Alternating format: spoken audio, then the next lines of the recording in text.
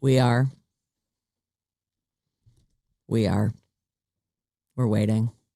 Thank you, Green Day. Thanks for kicking us off again. Alice, 97.3, Sarah and Vinnie, Alice's morning show. Happy hump day, everybody. If I ask you, pardon me, if I ask you who Donna Martin is, do you know? Donna Martin. Maybe just because they're both such common names, it does sound familiar, but no, I don't know who Donna Martin is. You know our old coworker, Bobby, who used to sit outside this window right here? He posted a picture of Shannon Doherty, and it says, on this day, Donna Martin graduated in 1993. He's talking about Beverly Hills 90210, right? Oh, Donna. Yes. Yeah, was that, her. is that? No. Tori Spelling was Donna. Yeah. He got it wrong? Shannon Doherty was Brenda.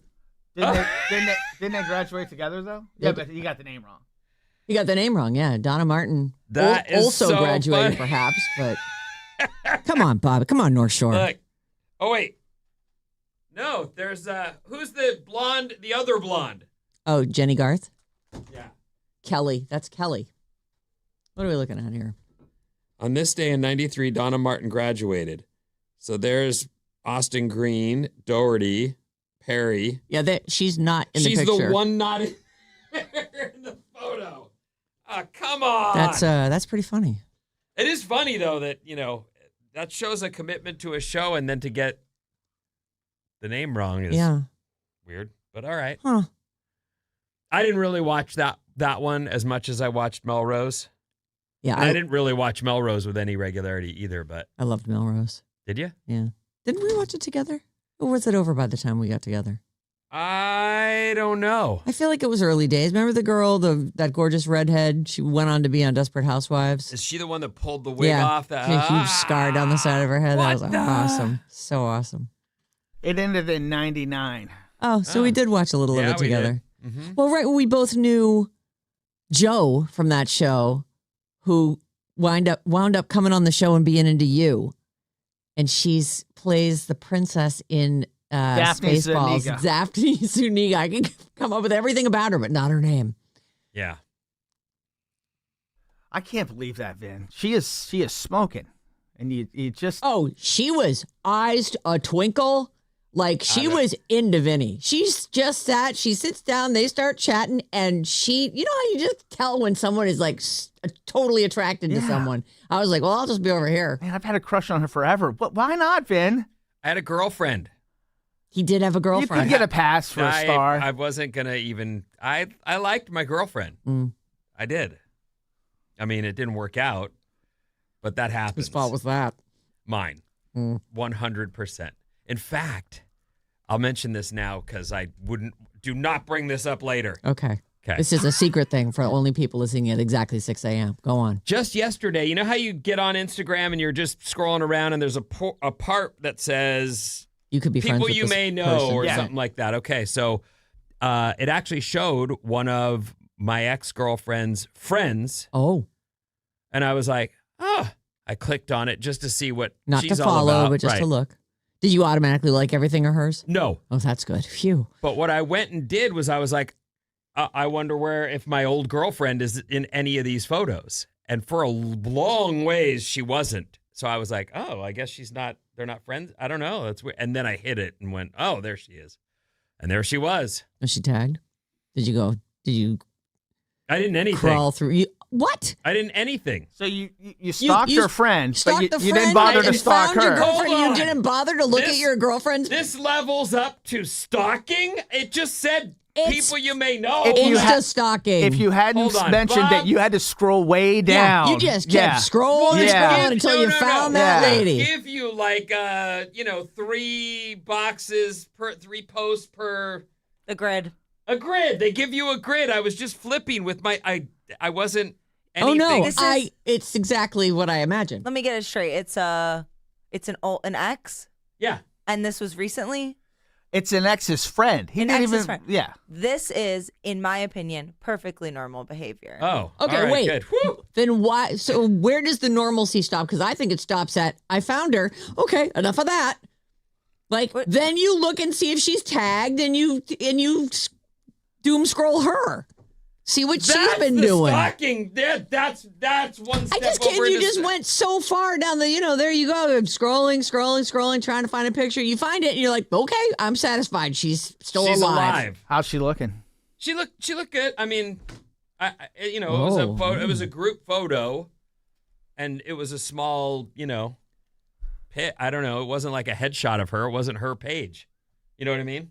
Yeah. And was she tagged? Did you find her? I didn't look for tags. I didn't even click so on weird. it. You didn't think of it. That's why. I just I went. think it's weird. Oh, there she is. Okay, they're still friends. Cool. I don't think this is weird at all. I just think it's weird that he didn't take it to the next level. And then you're saying he didn't stalk hard enough? Yes. Oh. I mean, I just don't understand why you put the effort into seeing if she's there, scrolling down this thing, and then you find her and you go, I truly want to there she explain is. before Goodbye. we talk any further that I don't feel like there was much effort involved at all. Like I hit Agreed. a thing and I then agree. I went thumb. Oh, there she is.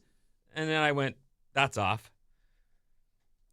you went from I kept going, I guess they're not friends anymore, to now it's just, thumb. Well, yeah. You should have liked that photo just to. Should have liked it. No, that would have. Oh no. my God, the Yeah. conversations that would have been I know. happening in that I know. friend group. That Whoa. would have been awesome. Guess who just liked a picture of you? You'll never guess. Look, I made enough trouble for that young lady that the last thing I want to do ever is make more. Ever. Well, that's a good stance to take. Yeah, I don't, believe me. I had an ex a few months ago accidentally like one of my pictures. Accidentally. Uh-oh. Yeah, accident for sure. You're stalking and you accidentally double tap. And then you immediately undouble tap, but they still get the Right. notifications. I happen to be looking at my phone. I don't know if he unliked it or not, but Oh, wait. So if he liked it and then unliked it, you wouldn't have known. But because you were watching, it showed you nobody Joe knows. Hassenfarfer just liked your picture. Nobody and you knows for sure because you can't have both. You either have seen the notification or you haven't. Went, oh. I think you get it. I mean, you think you get it. It pops up on your phone. So but you I don't get know it for even sure. if you unlike it? I don't know. Oh, okay. I don't know. Like, do you get they just unliked your photo? It's kind of like a Schrodinger's cat situation. Is it alive or is it dead? Did you write Right. him and say, I saw that? No, I just Oh. thought, I feel bad for you. You probably got a pit in your stomach, but it's perfectly normal to be looking at your ex's photos. So I don't do that. see what they're up to. What happened was that two of my best friends from high school were in town, so we were all hanging out, posting together, and so it came up on his feed because he knew all of us back then. Right. I think it's no big deal. I just had my college girlfriend, like my first real girlfriend, reach out. She's like, I talk to old friends. I'm getting divorced. I'm like, Oh, Maddie. how you doing? How is she doing? She's still very. She was very good looking. She still is very good looking. Yeah, she was a Budweiser model, like the bikini girls that were on the posters Yeah. and stuff. We had one of those on the show Yes, we for did. many My mom's years. son, yeah. But she's a life coach. I'm like, really? Oh my God, you're so annoying. People got to do what they got to. They Yeah, need to make and- money. and- Some people are good at Like it. you couldn't use some good old life Life coaching. Literally. You know what? You should hook up with this chick. Maybe she'll coach if you there's up. anybody you need, it's someone It's a who can life come in coach. and organize your ass and get you straightened out. You gotta be Maddie. kidding Maddie, you me. walked right into that one. Hey, you guys' lights aren't on. I was just about to turn them on. Yeah, I was just looking at Maddie going, boy, he is in full shadow. Here we go. And now he's well lit. Now we can see the You should horror and write that embarrassment lady on and his say, face. "Have I got a project for you?" Well, listen, And you're talking to it right now. she was a mess too. So Well, it looks like she got it together and became a life coach. Those who can't do, teach. yeah, There you go. That is what they say. They do. A lot of people who go into shrinking are often Lifelong therapy users. they're into it. They Yeah. like it for themselves and for their own purposes and believe in it, and that's why they get into it professionally. But it's they use it. They need it too. Yeah. it's like treatment recovery. You kind Yeah. of want to deal with somebody who actually gets like the junk. Like you tell them something, that their eyes are like, oh yeah, I've done that. Yeah. I've locked myself. you in a haven't room just with a taken bottle. someone's head Yeah. clean off. Yeah, A lot of Yeah. people come out of recovery and say, I'm going to stay in this business because I'll stay hopefully clean. It'll help me it'll remind me constantly of how low I can go. Right. Anyway. Oh, let's roll. We got a big show today.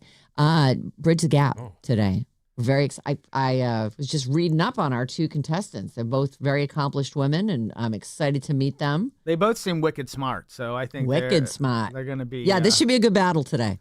Yeah. And should I surprise them with I don't want to tell them what the prize is today. Like, we're going to try and stoke everybody who comes in out with, we'll grab something. You get super stoked for the first 2 to come in, though.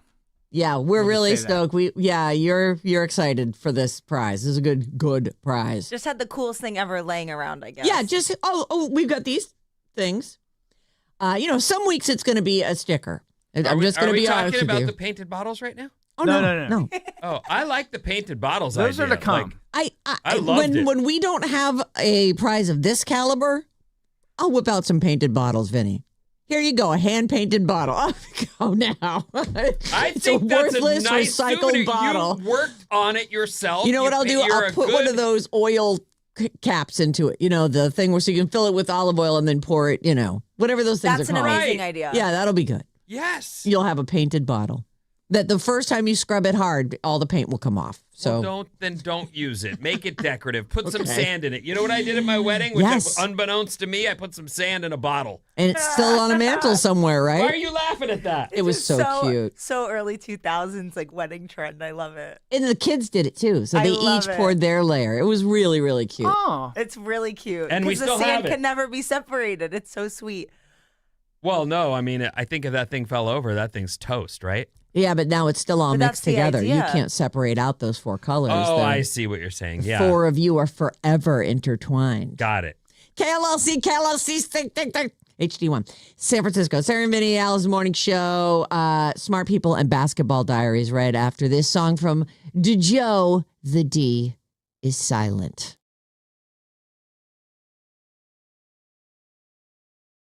I said it because it's right there.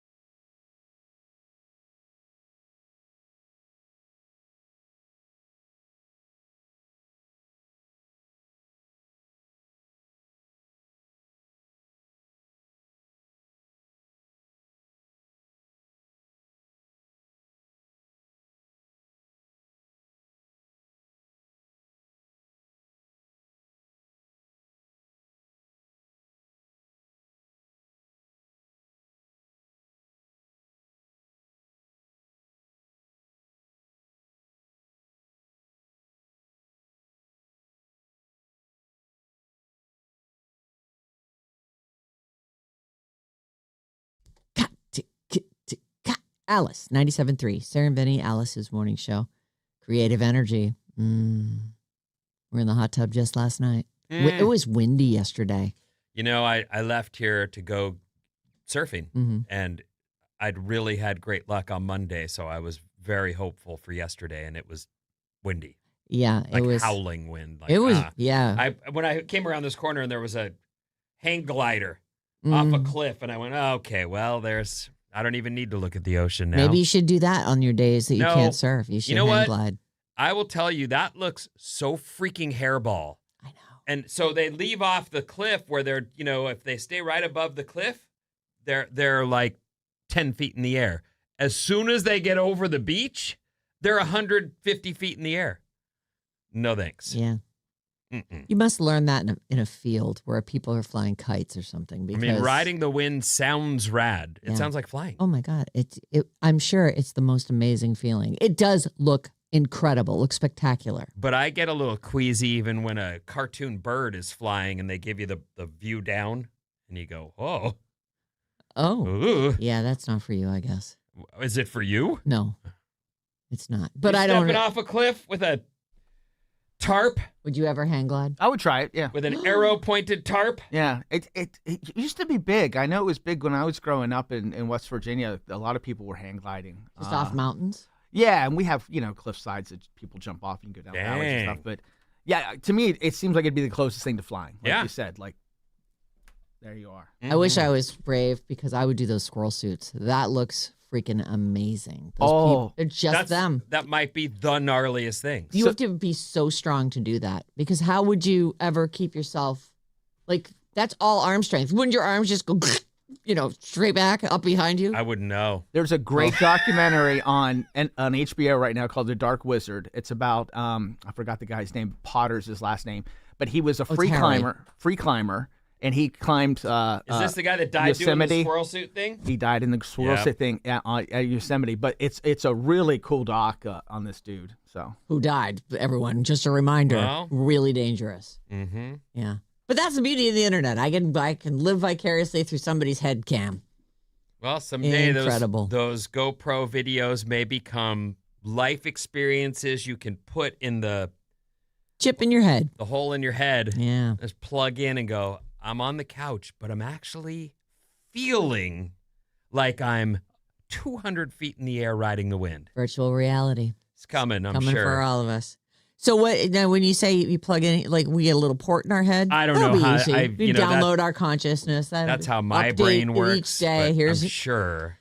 Here were my experiences today. Some wise guy's going, we're gonna Bluetooth it, Vin. Don't be stupid. Oh, all right. Sorry.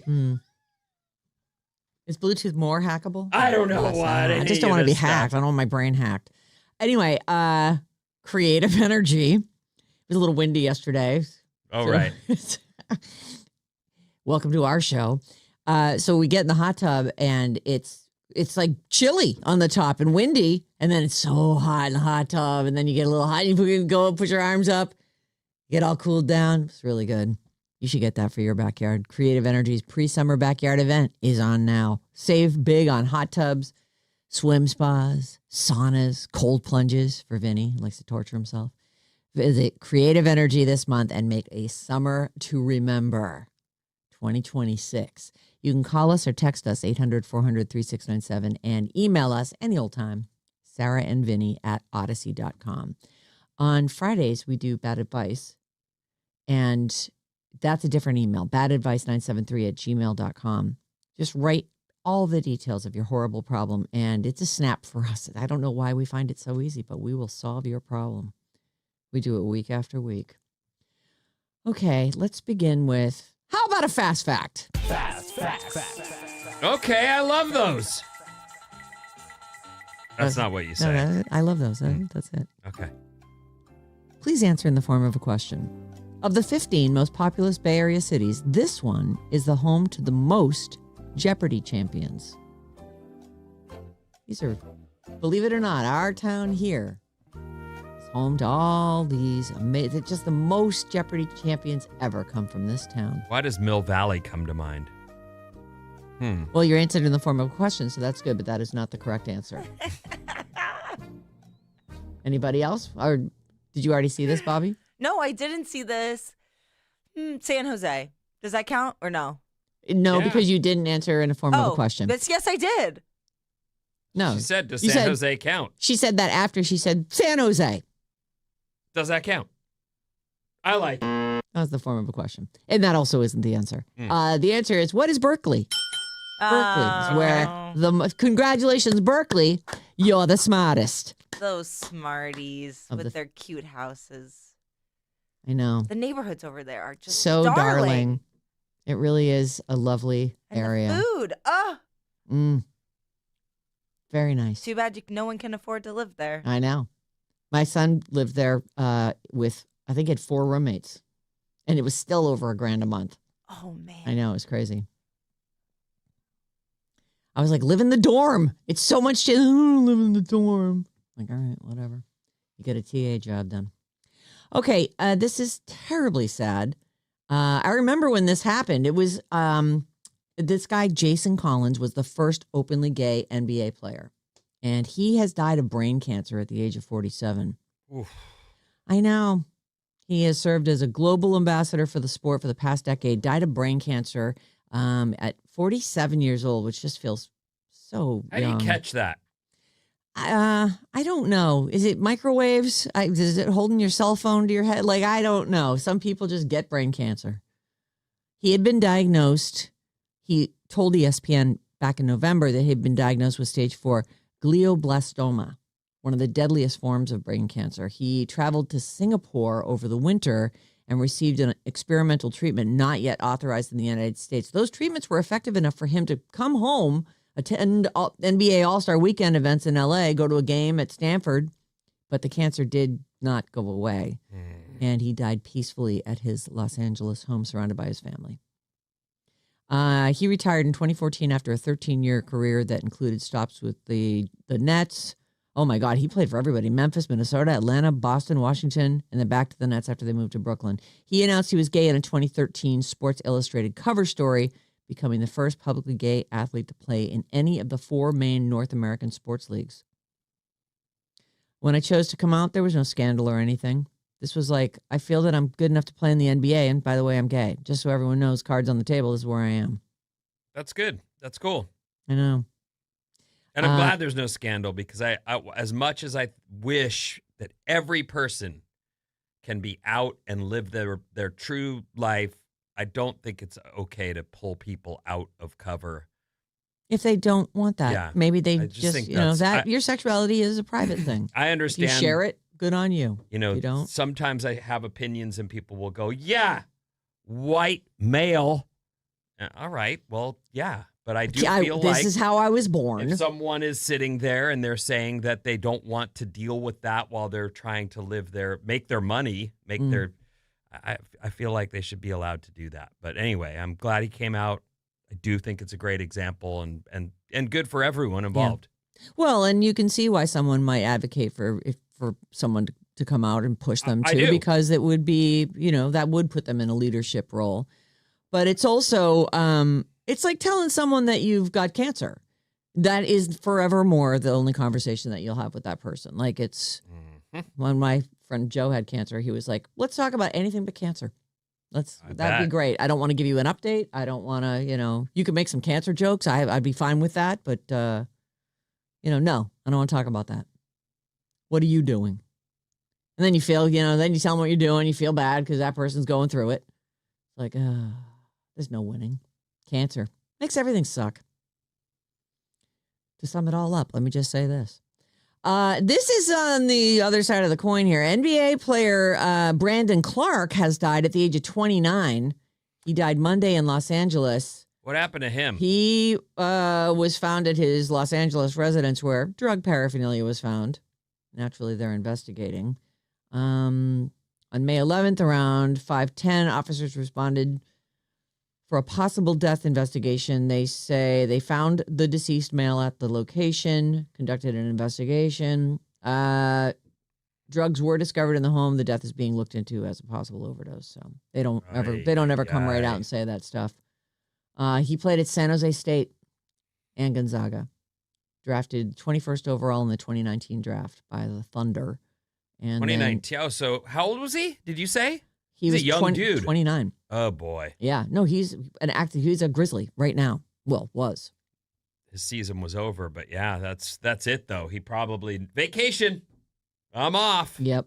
Let's Let's get go after crazy. it. Right. Yeah. Terrible news. Okay, I got a couple minutes left. We're going to eat a few headlines here. The whole story's right in the lead. If you're still hungry, serve you up a little more. Headline number 1. Conan O'Brien to host the 2027 Oscars, marking his 3rd consecutive year. He's doing great. He really is. I like him. Next headline. Swapped. I saw it. What do you want to know? I'm going to tell you the headline. Oh, okay. That wasn't the whole headline. All right. Swapped, which I know you just watched with your family for family movie night. Yep. Swapped hits 38.7 million views in 7 days. Netflix's best ever single week viewership for an animated movie.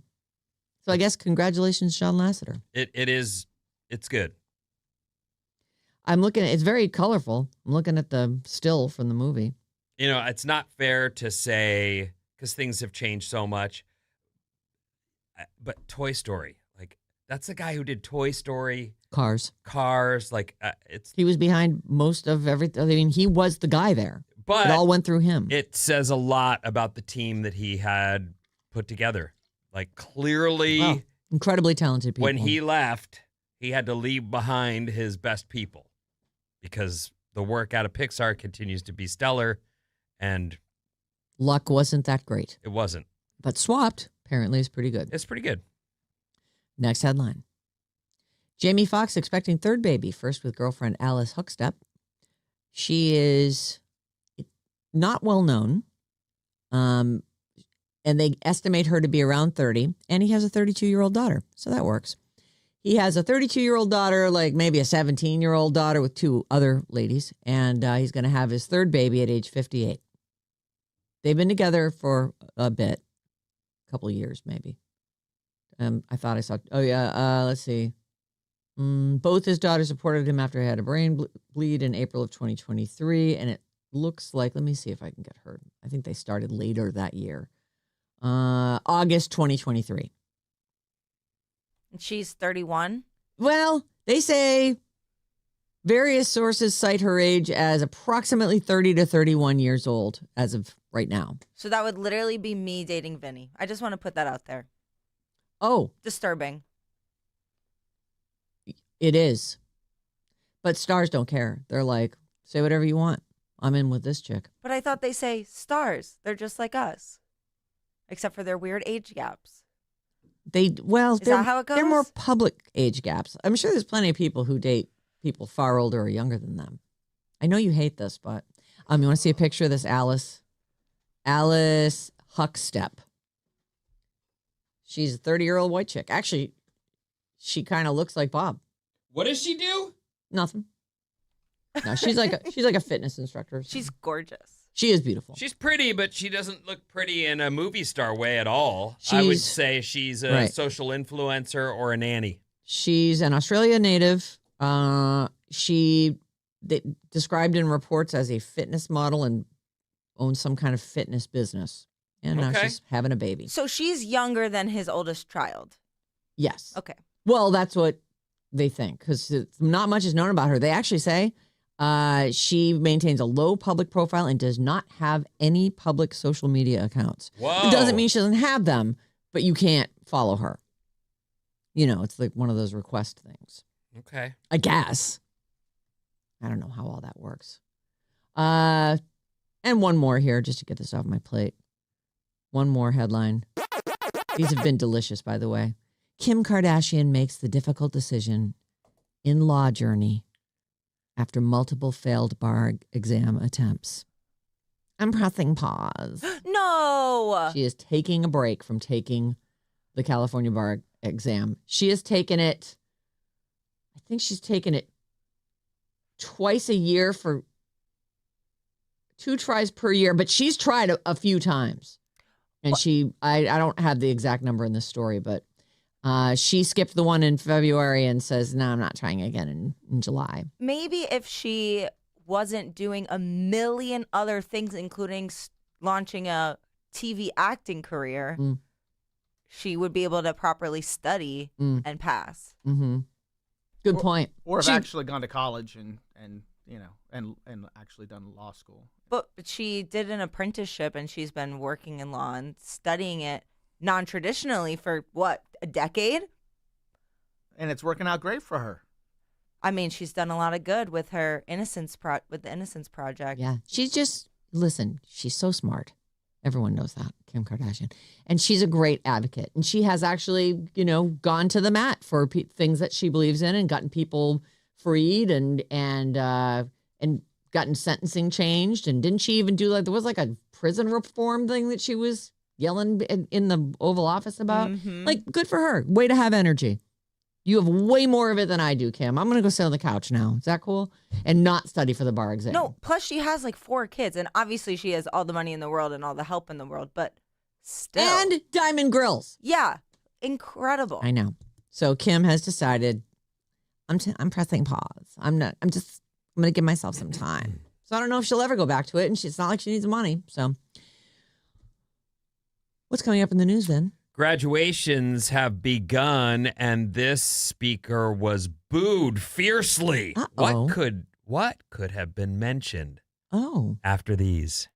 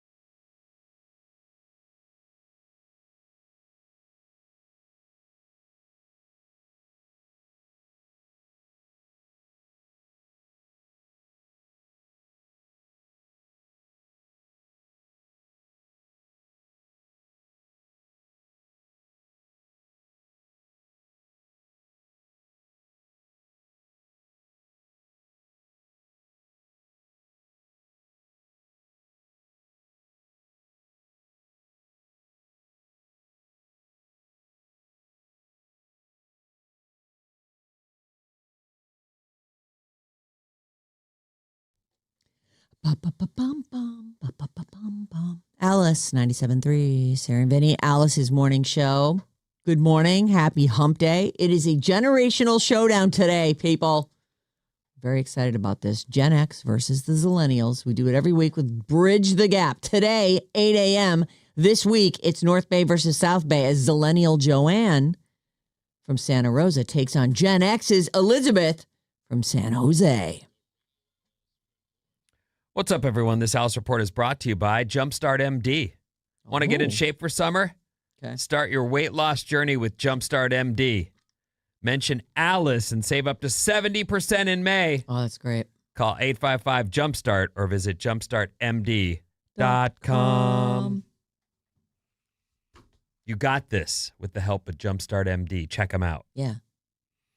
I meant to run to the other side of the building to look to the East Bay. We've got morning sort of haze or clouds overhead here, but I did see blue sky in the east as I was pulling in, or what looked to be. So sometimes, I wonder if it was a nice sunrise. Some of those sunrises are epic. The moon was beautiful this morning. But morning clouds are possible. Sun later, and we should be in a sunny, nice, like a run of sun. It actually feels like that summer pattern where it's kind of foggy and overcast in the morning, and then it clears away to beautiful. Right. Speaking of, I imagine many of you are joyfully preparing for the end of school. Summertime. And the living's easy. There was a time, I think, you probably went through this, when parents didn't prep for summers off. We ran wild all summer long. Parents were like, barely saw my parents. Find something to do. Get out of my hair. If you say I'm bored, I'm going to make you clean.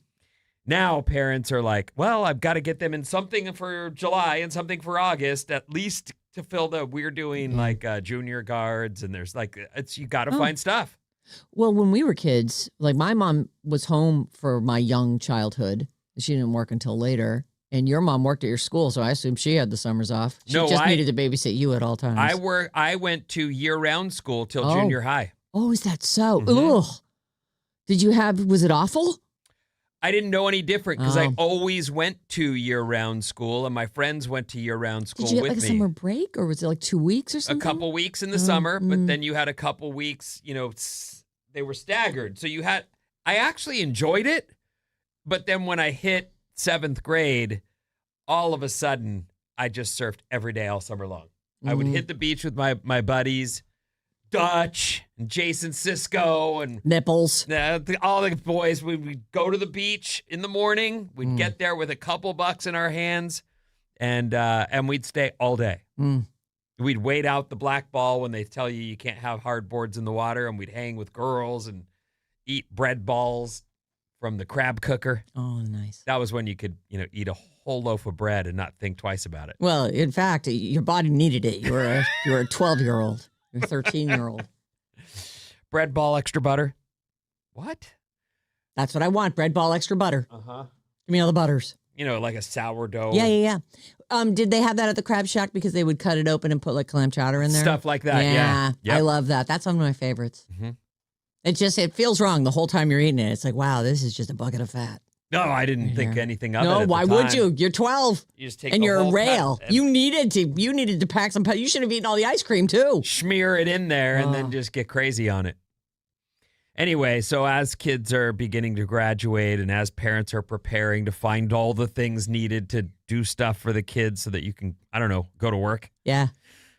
Graduation speeches are happening, and usually they're filled with cheers and applause and inspirational quotes. A speaker at the University of Central Florida got booed. What happened? Got booed, like, harshly. Wow. Which you don't expect. Were they like a famous person? Nope. Or just... Her name is Gloria Caulfield. Okay. She was speaking to graduates last Friday when she called AI the next industrial revolution. And the entire crowd let her have it. But they all use it. The reaction caught Gloria so off guard, she looked behind her to other people and said, what happened? Did something happen? She didn't think it was her. All right. Oh, do you have this? Yeah. Here we Oh go. my God. Artificial intelligence is the next industrial revolution. Oh, whoa. What happened? What happened? Okay, I struck a chord. May I finish? Only a few years ago, AI was not a factor in our lives. Wow. That is actually, I actually sort of love that they're having that reaction because it has wormed its way into our lives. And college kids of all people, you hear, are cheating on exams and they're, Except using it to write with. they also are hearing that their job prospects have slimmed thanks to AI. That big companies that would have been looking for their talents have found a way to trim the fat. Those are human beings that you're calling fat there. Yeah. What do we need to pay them for? We make one investment here and then into AI and we're all set. That money's off the books. So anyway, I just thought, wow, there's an opinion that's unexpected. But then again, as you're a college kid getting out of school, what's next? I mean, maybe you take a gap like a year before you get into your career and go travel, if you're lucky enough to do that. But then you got to go to work. Everybody's got to work. The ride is over. Mm-hmm. The comments I saw on the video said that it was I don't know if they phrased it as a liberal arts class or an art school, not an art school, but it like was. She was graduating a program. Yeah, the of people program that she was talking to was going to be specifically anti-AI. Oh, specifically. Okay. Well, wow. Well, listen, boo all you want. She isn't wrong. Know your audience, though. I guess. If that's the case, know your audience. That's right. I mean, a graduation speech is meant to inspire you, not depress you. Right. But there she is speaking the truth. Like it is happening all around us. And even I was reading something where some star or other was like, this is coming. We have to learn to work with it. Well, I understand that, and I do not like seeing jobs go away. That bothers me. That's the biggest problem. And when you see people who find out they've put stuff on my computer that I'm basically training the AI to do my job, I don't want that. Take that off. Engineering. No, that's on there now, and you have to use it. Right. Okay, so I'm training the My AI replacement. to take. Great. Yes. Yeah, that's a problem. But in general, I do understand you can't stop these waves. It's true. As they come. And I've the never stock really market's heard going it crazy referred from to the way she did, though. The next industrial revolution is, I kind of hadn't heard it worded that way. Yeah. Had you? No. Americans, that's us. Hi. The average person says they'd want 17 extra hours per week so that they could devote it to having fun. That's about 2.5 more hours per day. You know what's crazy about that is that Bob was telling me about Brianna Chicken Fry, of all people, who has a disease. I would not call it, it's a disease, but it's really more of a win, right? Yeah, right. It's an ease. It's not a disease. It's an ease. She can't sleep more than 4 hours. I have that too. No, as in she's done. She's falls asleep. rested. She sleeps for 4 hours, and then she is wide awake and ready to go. Oh, her kids didn't wake her up? Apparently not. The kids But playing in the street didn't keep her from falling asleep? it turns out it's an actual condition. Like there's a name for it and everything. Oh. I know. Well, good for her. I know. I'm so jealous. She gets, I don't think anybody's getting a solid 8 every night, but she's getting those 2.5 hours extra a day. No wonder she's so amazing and successful. What does she do again? She makes videos. Oh, great. She's so good at it. And makes a giant scene if you dump her. Yes. Oh, my God. You're not allowed to. Taking your hush money or signing an NDA. You're not allowed to break up with me. Okay, that's not what happened. Well, you'll explain it all to us in our next segment of Celebrity Trash. We got a bunch of stuff coming up. I'm excited. She's going to explain to us. Anyway, people want a few more hours per day so that they could actually commit them to fun, and I don't disagree with you. Oh my God. Can you imagine if you knew that if you got in bed at 11, you would sleep soundly for 4 hours until 3 a.m.? I'd be like, that's what I mean. Oh, I would do so much more, So much more. Truthfully, I know this is going to sound ridiculous coming out of me, but truthfully, one of the things about the hours we work, because I love this. It's great. Love this job. It's a dream job. It was a lot easier when I didn't have a family or a partner because I could just do what was needed and there was Your routine was never interrupted. Right. And you like getting up early anyway. And now I find myself going, when's dinner? Dinner's late. Okay, I'll feed myself. I got to go to bed early. You guys do your thing. And I know they're hanging. And I'm not there. Right. Hanging and having a great time. So I would love to be able to do that up till 11 and then still get my sleep in. That'd be amazing. According to a survey, 48% of us say our lives need more fun. I just saw my daughter watching a thing yesterday. It might have been on YouTube or it might have been some science show. But either way, they were talking about how grown-ups have so much to do that young people should really pay attention to the joy that they are getting to have, because when you become a grown-up and then they started showing doing dishes, vacuuming, taking out the trash, commuting to and from work, actually working, pay attention to that. Doing kid. your laundry. I was doing the dishes as that thing was on. I could see the TV from across the. Isn't that the truth? Yeah.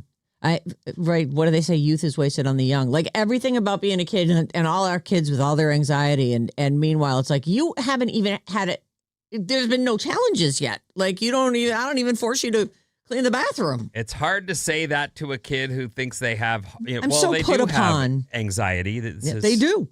And yet it's as easy as it's going to be. It doesn't get any easier than this. Oh, you have some homework? I'm so sorry for you. I actually really prefer being an adult to being a kid. Being a kid was stressful because you have no idea what's going on. You have no perspective, so everything is the biggest deal. And you have no autonomy over your life. I much prefer this, even if it does require doing dishes. I'm with you. I like being an adult, but I'd like to be an adult who looked 28. That's all. That would be the dream. That'd be the greatest. You said you had anxiety when you were a kid, right? Yes. Was that partly because you were switching homes every other week? And yeah, for sure. Because I could see that, if you talk to people, they will say stability is one of the most important things you can provide for a kid. And I know that this is a story I think I've told you before, but my friend was getting divorced and they were about to tell their kids. And so they said, we have to have a family meeting. And his daughter was just freaking out. And they go, Mom and Dad, we, love each other, and they tell this whole story.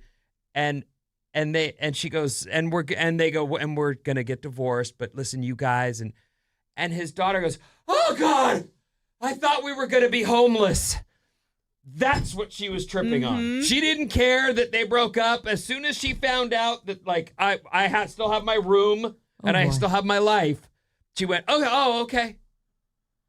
She thought they were going to be homeless. She thought they were going to, she was That is a major fear. That would be much worse. That would be much worse. I had 2 homes. Yeah. So you had double the fun. 0 would have been much harder. And I'm actually really thankful for my strange parents and my fractured upbringing because I can deal with more chaos and ambiguity. And I like that. That's one way to see it. Built resilience. The Americans want to watch TV with their extra time. What the? Well, there is a lot of TV to be watched. I really do feel like I don't want to start that show. I got 4 other shows all queued up, ready to go. I have that feeling all the time. I can't start this. I can't start this. There's got to be some other thing I've committed to watching. I'd rather watch a ball game where I know there'll be another one. It doesn't matter. You can glance at it here and there. Fill my time for a minute and then move on. See family and friends, dine out, enjoy outdoor activities, follow personal hobbies, play games. This is a world where we have 2.5 more hours per day, which doesn't exist and isn't coming. But that's what people would do with it. Enjoy maybe, it. who knows? Maybe AI is going to help us with that. Yeah, well, we're not going to have a job anymore. So, Right. yeah, you've got all the time in the world now. I guess we just Pick are up a on hobby. the dole. Try to find a cheap hobby, like walking or something, because our jobs are going away. 800-400-3697 is our number. You can text us, and Maddie's on the show. 510. My daughter is a junior at Oakland School for the Arts and hates AI. Yeah, I'm sure. 510. Just imagine you pay all that money to go to college just to find out AI is taking over your job, and now you can't get a job. Yeah. Yeah, that's the yes. Do you feel guilty for using it on your essay now? 408. College kid? Oh, they don't feel guilty about that. Well, it's here. I'm going to use it, but I do hate it. 408. Good morning, radio family. Would you please wish my lovely sister Jessica happy 50th? Oh, happy 50th, Jessica. We both listen daily. Way to go, Jessica, you made it. The 50s are a great decade. It would sure sweeten her day. Love you all. Hope you get laid. Thank you, Cynthia from Santa Clara. Haven't heard that in a while. Yeah, that has been a HYGL, while. baby. Yeah. Let's see here. Oh, 707. I think you guys have been living in a bubble the way you speak about AI is positive. Nobody wants AI. Nobody wants data centers. Nobody And wants yet- their jobs taken away from them or the environment destroyed or the utility bills hiked up. The reality of AI in our world is that. Yeah, there's definitely bad things about it, and yet it's everywhere now. So I feel like people need to kind of reconcile how they'll use it or not. Like I get it. All the things you said are absolutely true, and yet it persists. 925. Hey guys, you didn't report on the death of Donald Gibb, the large bully from Revenge of the Nerds movie. I actually did Nerds. see that, and I I went, saw I it, don't but know yeah. that guy's name. I don't know Yeah. that guy. But you would, Sorry, one of the guys from the Revenge of the Nerds died. There you go. I'm sorry for your loss, nerds. Well, they got their revenge. Okay, 707. oh. go ahead. All right, yeah, let's Yeah, get out of no. here. Come on. Yeah, don't want to be here. Plus Bob. Don't want to be. What? Bob's got some stuff next hour. The Sports Illustrated swimsuit issue is still a thing, and I got some related stories to that. All right.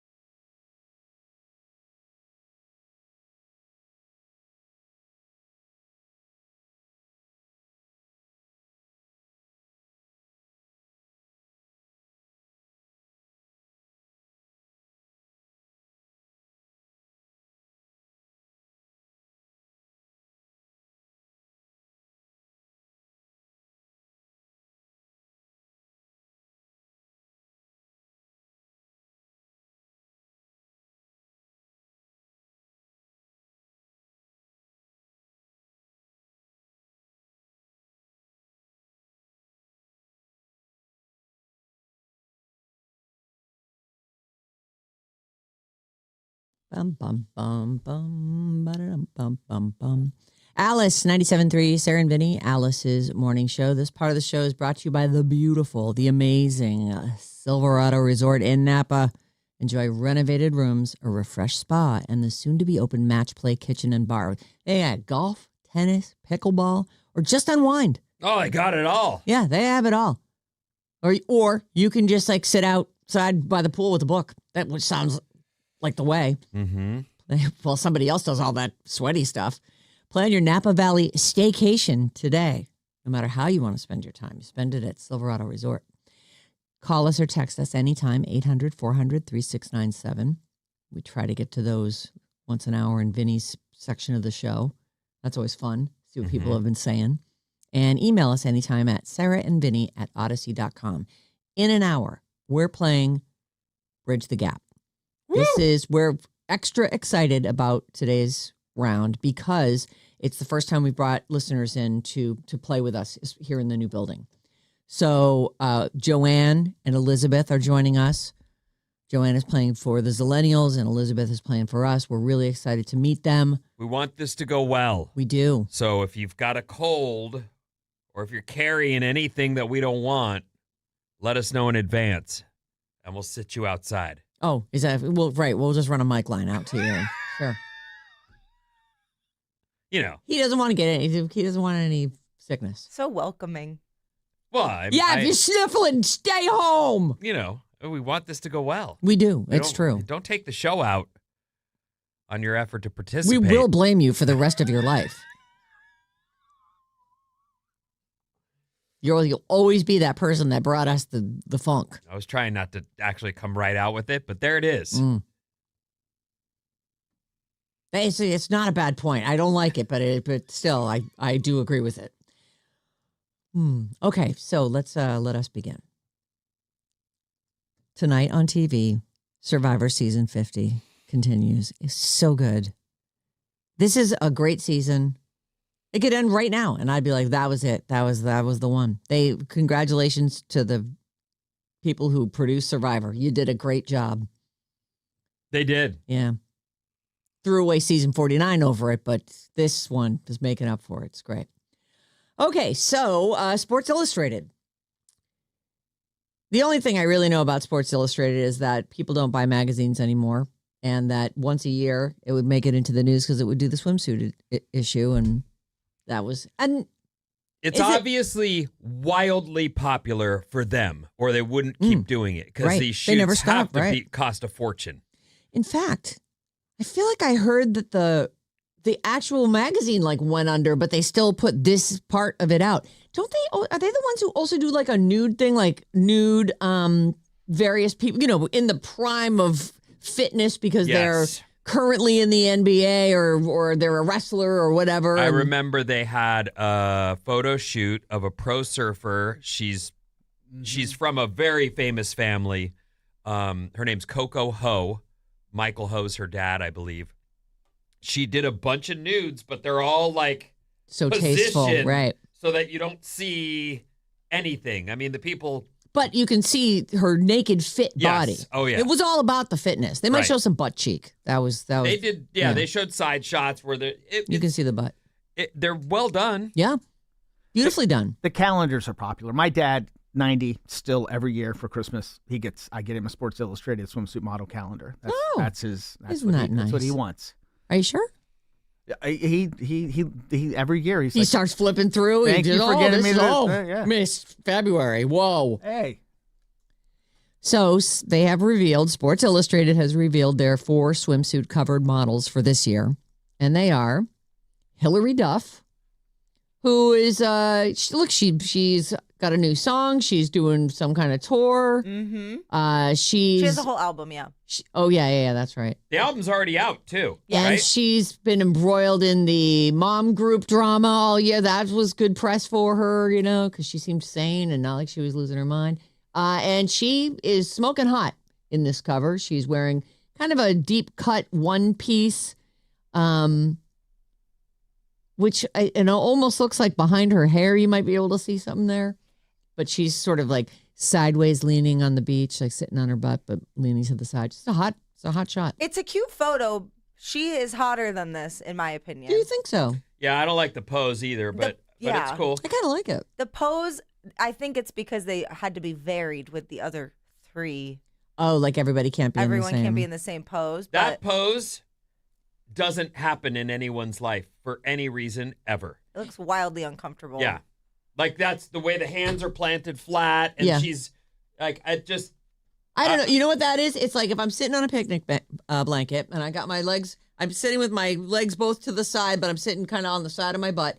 And then I put a hand down and reach over into the picnic basket. Okay. That is the only. So maybe she's about to reach out of the screen and grab something out of a picnic basket. Well, what I think happens in general with photos like this, and you've experienced this, a million photos are taken, and there's something wrong with each one. You go, well, I don't like that. That's not the one. I don't like that one. No. And then you find yourself like green lighting, 5 pics, and this one ends up the best. But I don't see that as being natural at all.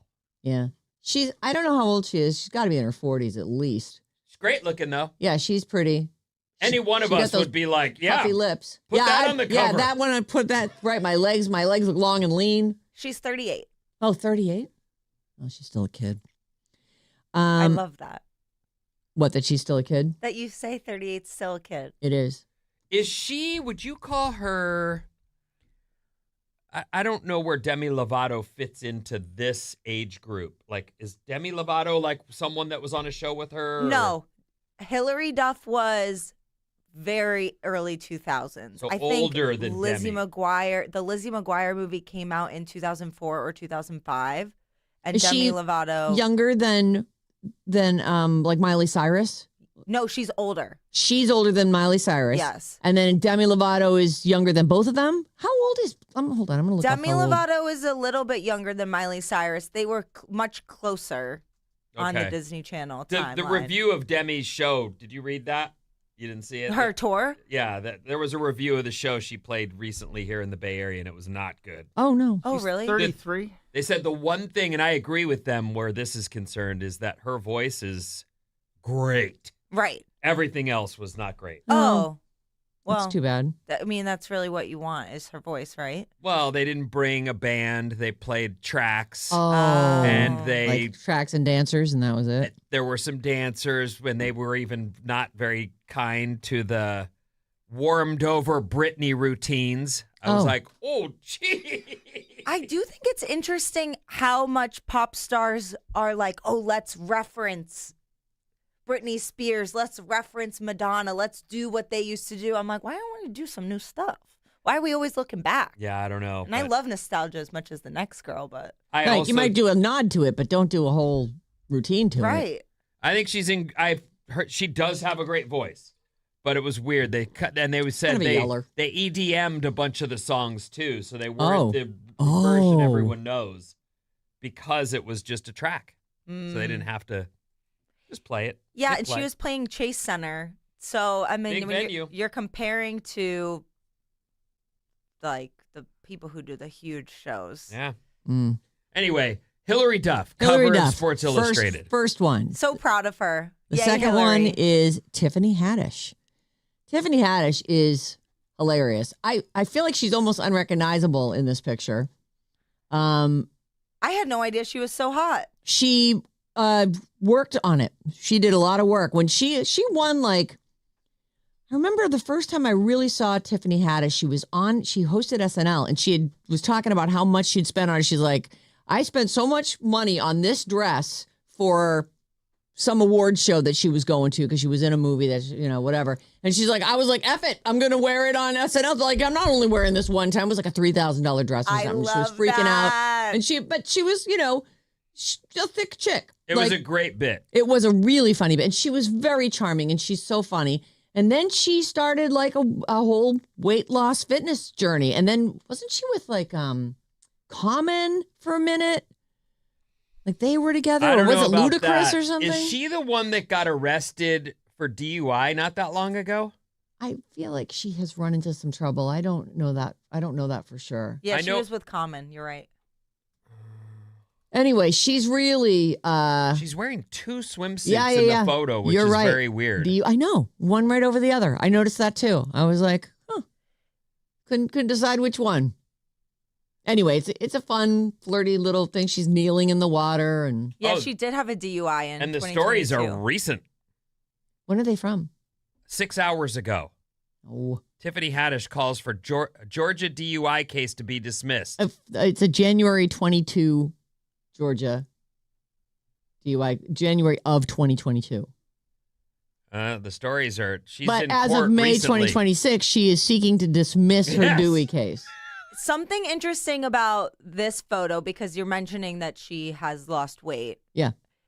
She looks fit, though. She She doesn't just right. look thin. Mm-mm. And there is a theme to all of the photos we'll go through. And I noticed it at the Met Gala, too, which is skinny. People are skinny Yes. again. But she looks like she's also hitting the gym. Yeah. Respect. Strong is the new skinny. And you just mentioned skinny. Here's Alex Earl, Yes. who I only know about through She's on the cover of one of the 4 Wow. cover models. Mm-hmm. She looks is a insane. stick figure. She has not 1 ounce of fat. Right. And she's so skinny that her breast implants are they look like Lee press-on boobs. They're They just do. stuck on the front of her. how old is she? Oh, She looks 24? Oh, is she only 24? I was Young- going to say she looks maybe about even 29. younger. I mean, we did all, not everybody, but I certainly She's 25. had 25, yeah. In my 20s, I 25-year-old. didn't have any body fat.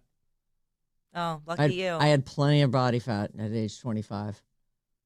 She is, it's a great picture with it. She's just like, she's doing the knee pop and the hip sling.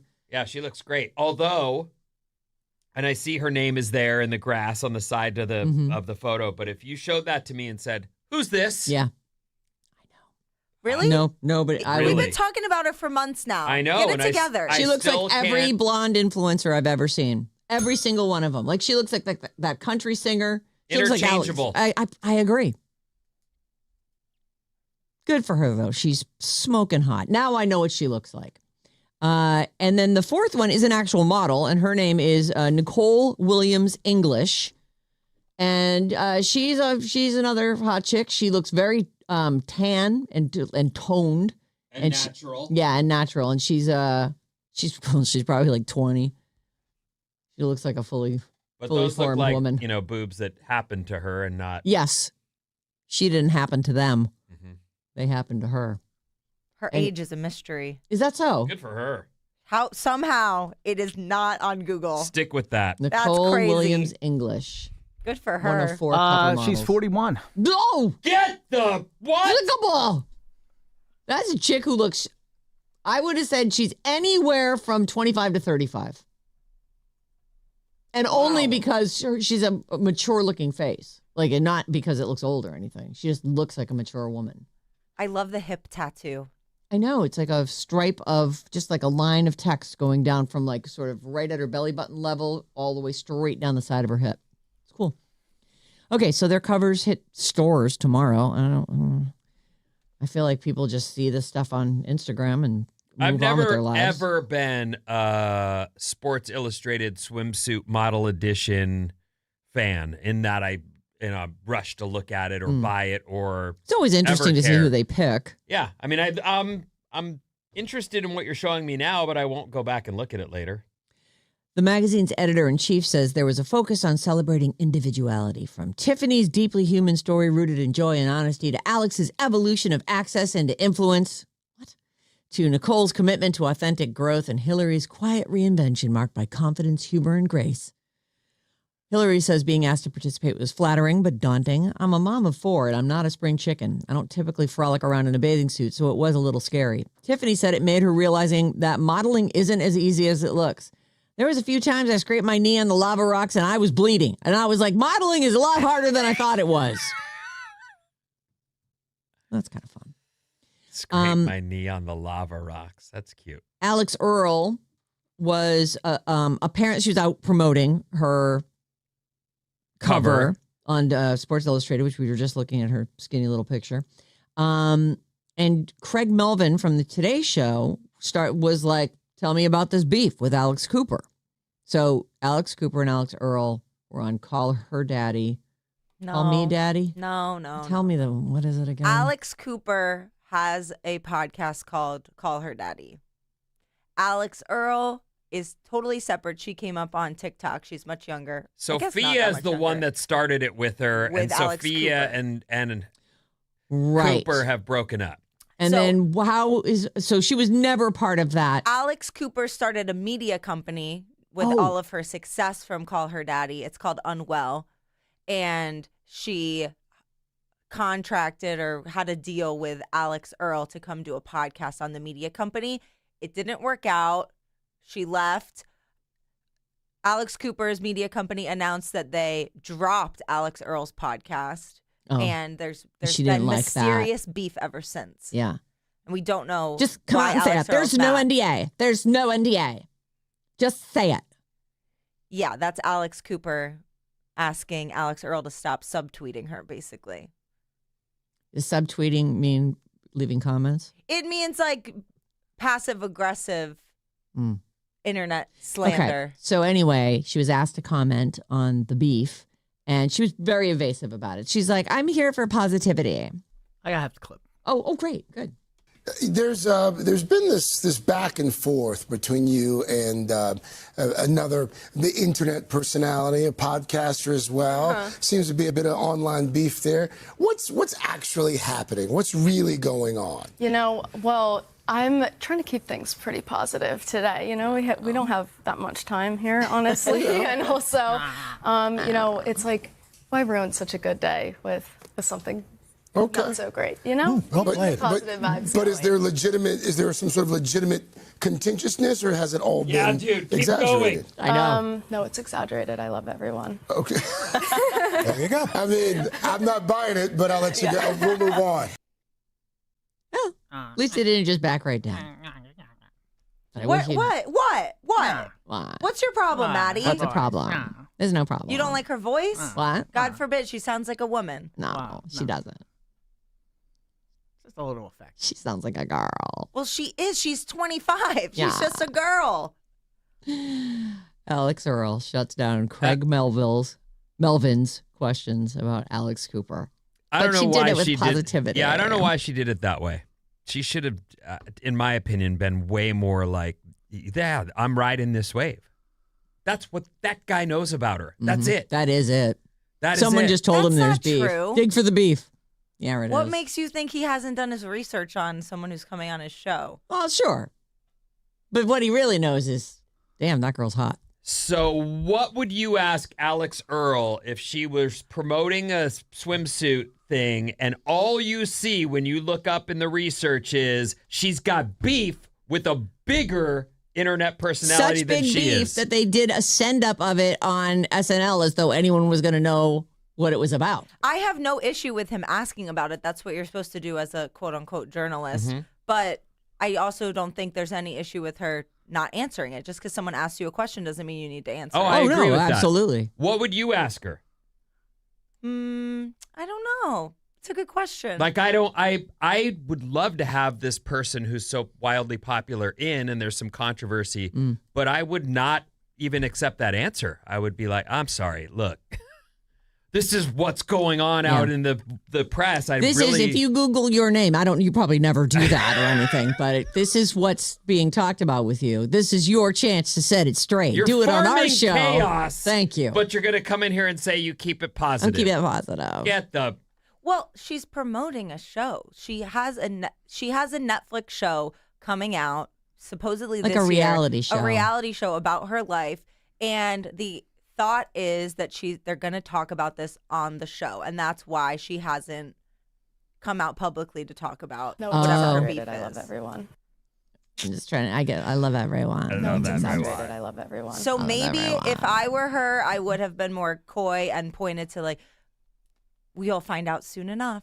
You know what I mean? Actually, Versus- she also doesn't want to burn any bridges. Like if she snaps at this guy, she wants to come back and promote that Well, for reality sure. thing. But I do feel like she could have been, look, you knew that this was going to come up. Have some pat in. Like you're absolutely right. Like Well, I guess you'll find out about that when my reality show comes out next year. Yeah, but there must be a reason why she didn't say that.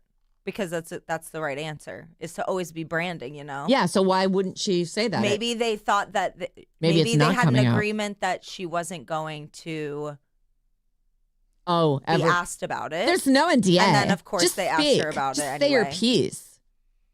But Anyway. I'm sure he asked her lots of other questions also, but obviously those I just didn't doubt get it. picked up. What else? I watched the interview. It's they're No. basically just, tell us about the shoot. I'm not anti her. I just No, that no, was one of no. those. That's one of those weird things where She looks great in that picture.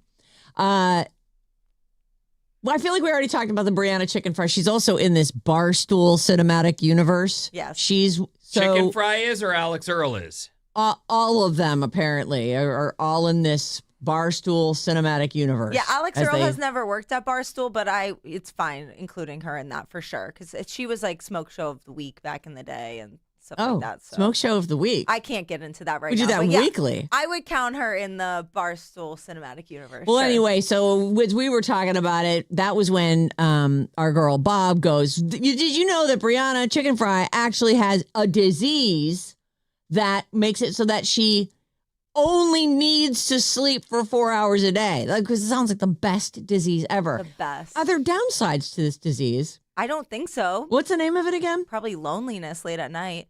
It's like made up. It's like short sleeper syndrome. Yeah, it is some crazy thing, but they do say that it You was sleep like, more efficiently, so you're still getting rested.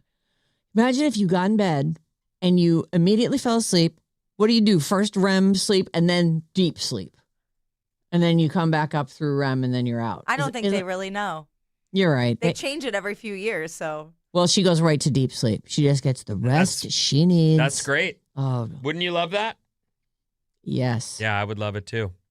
In this particular story, she's talking about, I guess they found a massive cyst on her ovary, and it happened. She thought it was the Taco Bell that she'd eaten. She's Wait, like, what do you? this was a Brianna chicken fry. She's at her house. This was like maybe this past weekend. Yeah.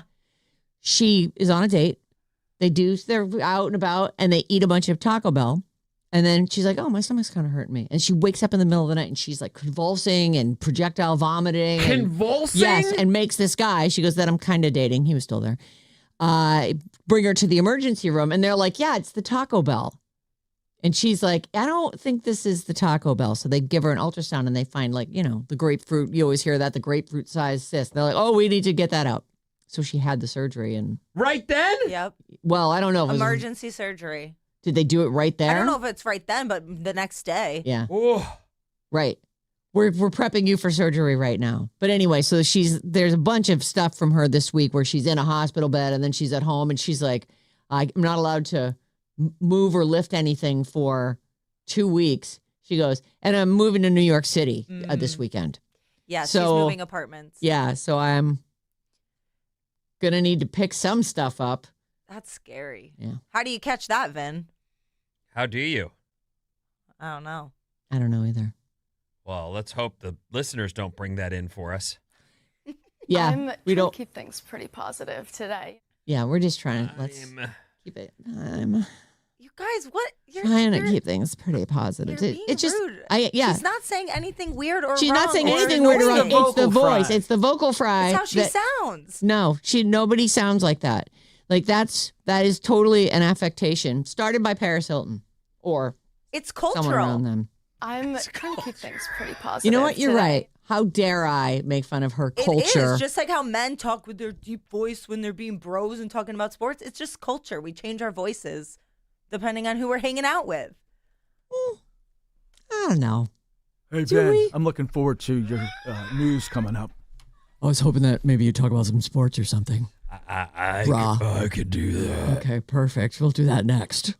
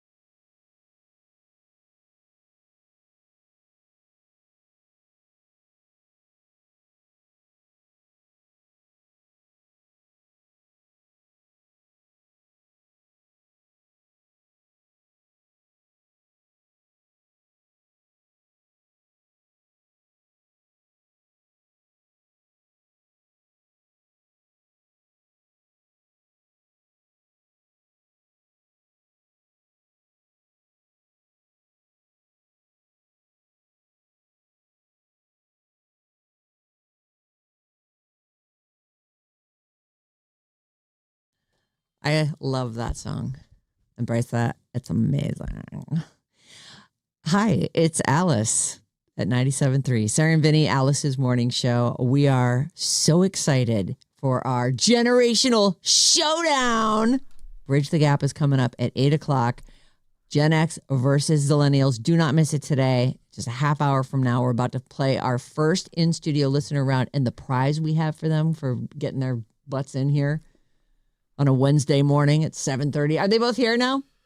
Yeah, I'm about to get the second one. The first lady, Elizabeth, she's so excited to be here. As soon as she saw me, she started tearing up. And Elizabeth. She's like, I can't tell you how great it is to meet you and to be here. And that I'm like, this is cool. Like, we take this for granted. We really take what we do for granted, and being here. This is normal day for us, right? And this is exciting. So it's exciting for them. I'm excited for both of them. I'm so glad we got them this kick-ass prize, too. It's going to be amazing. I hope she pees her pants. Oh, that'll be great. That's so good for ratings. As long as she doesn't pee on you and give you sickness. Right. Yeah, you don't want any sickness, that pee sickness that Whatever people get. it is.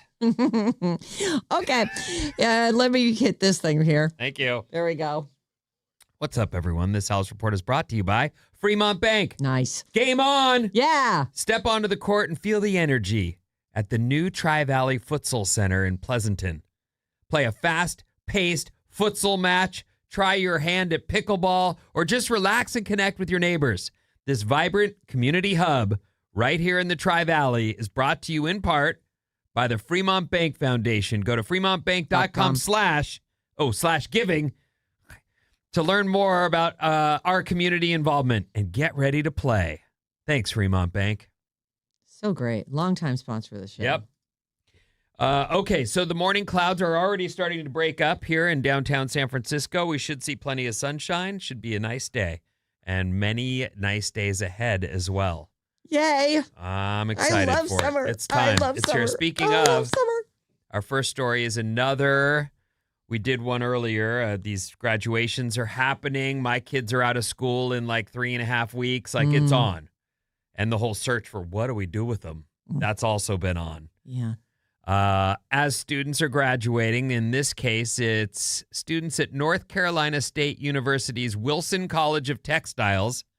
Oh. They were stunned when their commencement speaker revealed that their final year of student loans will be paid in full, which is a really nice gift. What? The gift is from a businessman, Anil Kochar.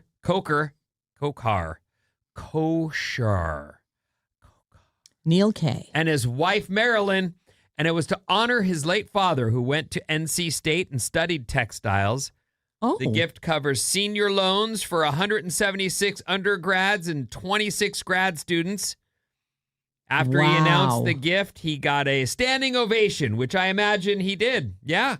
You would absolutely be like, I got a great head start now. 1 million thank yous. In this life. I now have that's, right. The thing that you carry into your work life going, well, I should probably continue to live at home. Right. While and I pay that this crap down. Anyway, for those of you getting ready to graduate. That's not for everyone, just so you know. That was just for those kids. They're very lucky. I'm so Rich stoked for you, benefactor. though. Like, that is like one of those moments in life where you're looking, there's a long road out in front of you. Yeah. I Well, hope it is. It's the incredible. precipice. And it's, I always thought of college as being sort of like practice leaving home. You come back for all the holidays and your parents were still there if anything went horribly wrong. But then after college, it's like, it's you. Like, go find out who you are and what you want to do and who you're going to be. How mad would you be, though, if you paid your way through school? Like, you worked and you paid your own tuition, you didn't take out loans, and this guy's paying off everybody's loans. I'd be like, dude, can I get a little reimbursement here? I hear what you're saying, but I wouldn't be mad. I would be like, it's cool. Yeah. I have to work my system We're the way all I working need our to work system, it, right. and I'm glad that you get. I wouldn't be mad. Yeah. It's just their senior loan, too. Like, that's not, people take out pretty big loans year after year to go to college. And you want it to be worth it in the end. And you want to have a job waiting for you on the way out. Not I just love it. party time excellent. Right. So this next story is fun. I know that you had told us for years, forever, that your parents were the naked parents. Yeah. Like they were nude around the house and you'd seen your dad naked a million times. A million times. It was no thing. It was no thing except that I find myself now as a dad and I lock the bathroom door when I take a shower and I try to make sure I'm dressed and covered, not because I'm embarrassed or fearful, but because of my eyes are up here, which is happening. And I'm like, you guys, I can't. I don't want them to go to, this is the worst part is I don't always see it coming what kids will take to school with them and the stories they will tell their friends I just realized like I'm in a house of women. Even the dog's a girl. So I'm careful. So sorry. Did you ever find yourself going to school and talking about your parents being nude and then realizing not everybody's parents are nude? I think that is how I found out that not everyone's parents are nude. But it wasn't because it was so normal at my house. It really wasn't a thing. I was about maybe 10 or 11 years old, and I didn't want to be a naked kid anymore. Like I think I told you. You were naked too? Well, everybody was just, it was New England too. My mom would hand me a bar of soap and be like, go out in the thunderstorm. Take your shower. And we'd be out there laughing and, it was just her way of getting us the hell out of the house on a rainy day in the summer. Maddie just nodded furiously yes. Yeah, my parents were the same way. They were they liked to be nude, and the shower in the rainstorm, real deal. Yeah. Like, I definitely got sent outside. With soap and... Because it's nice and warm out, Right. I don't. It would be nice and warm. Okay. It's fine. It's like a warm rain. And even if it was cold, it didn't matter. Like you would go out there. Like my mom, and if it wasn't raining, she'd turn on the sprinkler in the front yard and be like, go bathe. Was the shower broken or? No. We didn't have a lot of water where we lived. We had you're a a well. Yeah, we were on public water. So like anytime we could save water, that was a good thing. All right. But anyway, I think I've told you this before. I was 8 years old and I'm on the beach, just like whatever, public beach. And I'm 8. I'm a little kid still. Edie is 7, turning 8 this August. And I just had like bikini bottoms on. Okay. And we're just running around. I didn't have a top on. Just, little kid. And we were playing on the beach and everyone's having fun. And this one girl that I don't know, somebody else on the beach was like, why don't you have a top on? And it was almost like something snapped in my brain. I'm like, why don't I have a top on? Oh my God, I'm naked on the beach. Like I realized. And that was kind of the start of the whole thing. And by the time I was 10, I just wouldn't be naked in front of my parents anymore. I didn't want them to see it. And then I'm sure that what happened was somebody was talking about something at school and I brought up, what, you've never seen your dad's or, whatever. And people everyone looked at me like, what? I'm like, well, we're naked at my house all the time. And so I'm sure that was where I found out that it was questionable. Unique or not that everyone, right. But there I'm sure are plenty of naked families. Well, I actually believe that there's nothing wrong with nudity, which is where I'm headed to a story here. So it's coming up in just a second. But I do surprise. We took the long way around. Well, I think that background is fun, and it does. I think of it because I'm like, I don't want my kids to be sharing that at school. Right. There's other stuff that's come up too. I've certainly been, and this isn't that long ago. I was frustrated with something and went and said, Jesus Christ.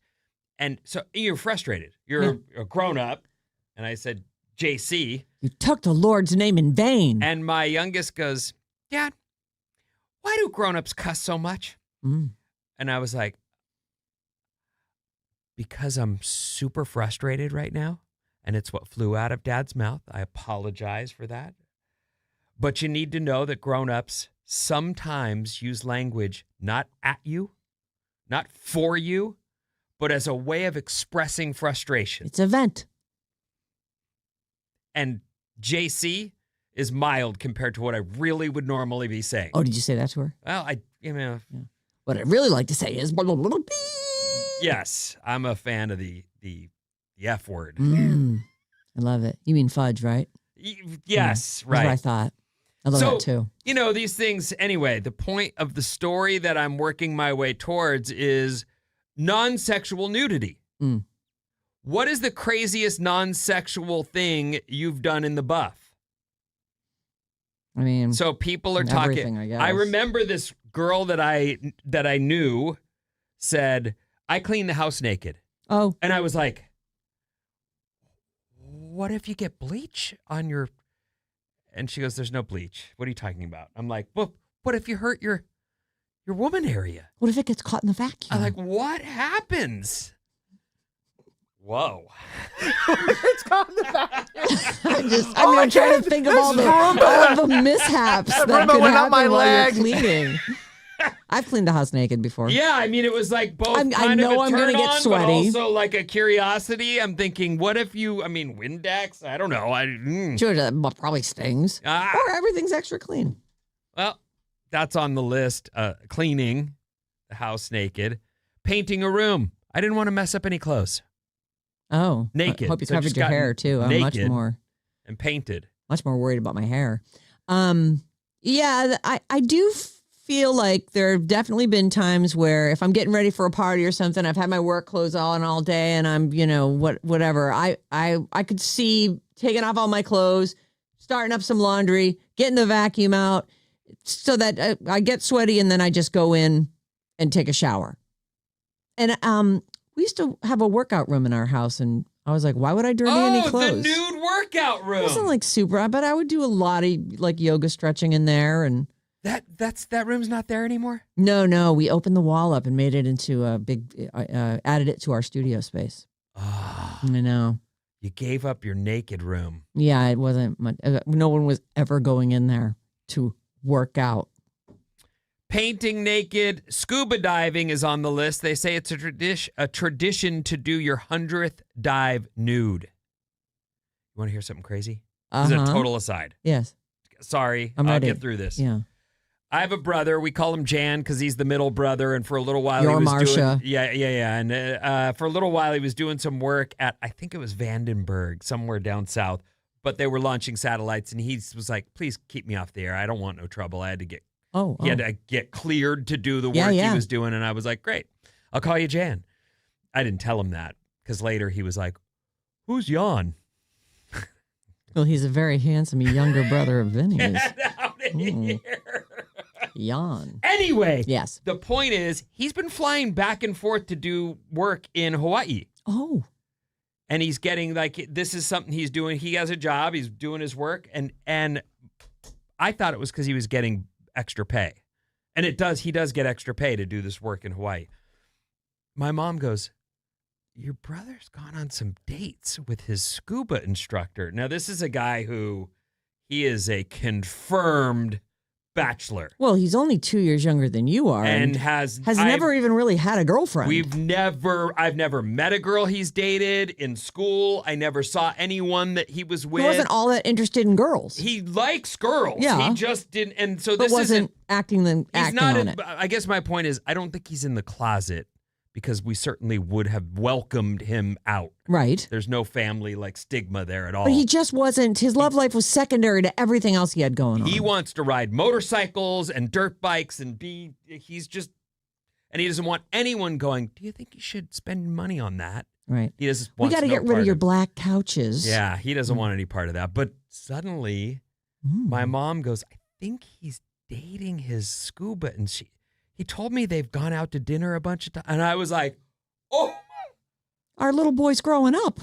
What is he, 55, 56? He's in his 50s. And he flies to Hawaii for work and meets this lady. So he's like, I'm going to go scuba diving while I'm here. Yeah. And he meets this instructor. And now they're dating, apparently. But she lives in Hawaii. Well, oh, my God. It'd be so great if Jan moves to Hawaii. He could move there. Yeah, we could visit him there. Mm-hmm. They've got to have planes there. I mean, that's the only way, right?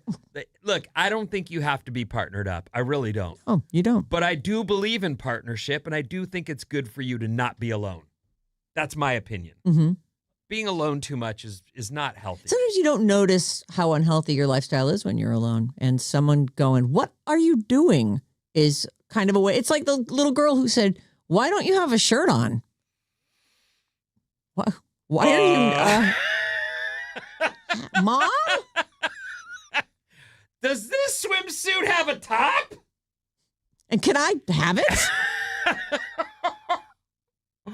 What are the craziest non-sexual things you've done in the nude? Walking outside in the rain. Yeah. I did that when to throw a condom away. It from the fort that I was in at the time. Yes, where you lost your virginity. Yes. And did all the positions. I was so all at happy. once, right? I was so incredibly so happy. you climbed down from the clubhouse. From the tree house. And you walked over to the bins. Well, how incredibly eco-friendly of you to not just huck that thing out the window onto whoever was below. Right. Well, there was no one below. It was a rainstorm. We were alone in the park. You could have just thrown that thing out there. I didn't want to. And I also yuck, right. wanted to walk in the rain, nude.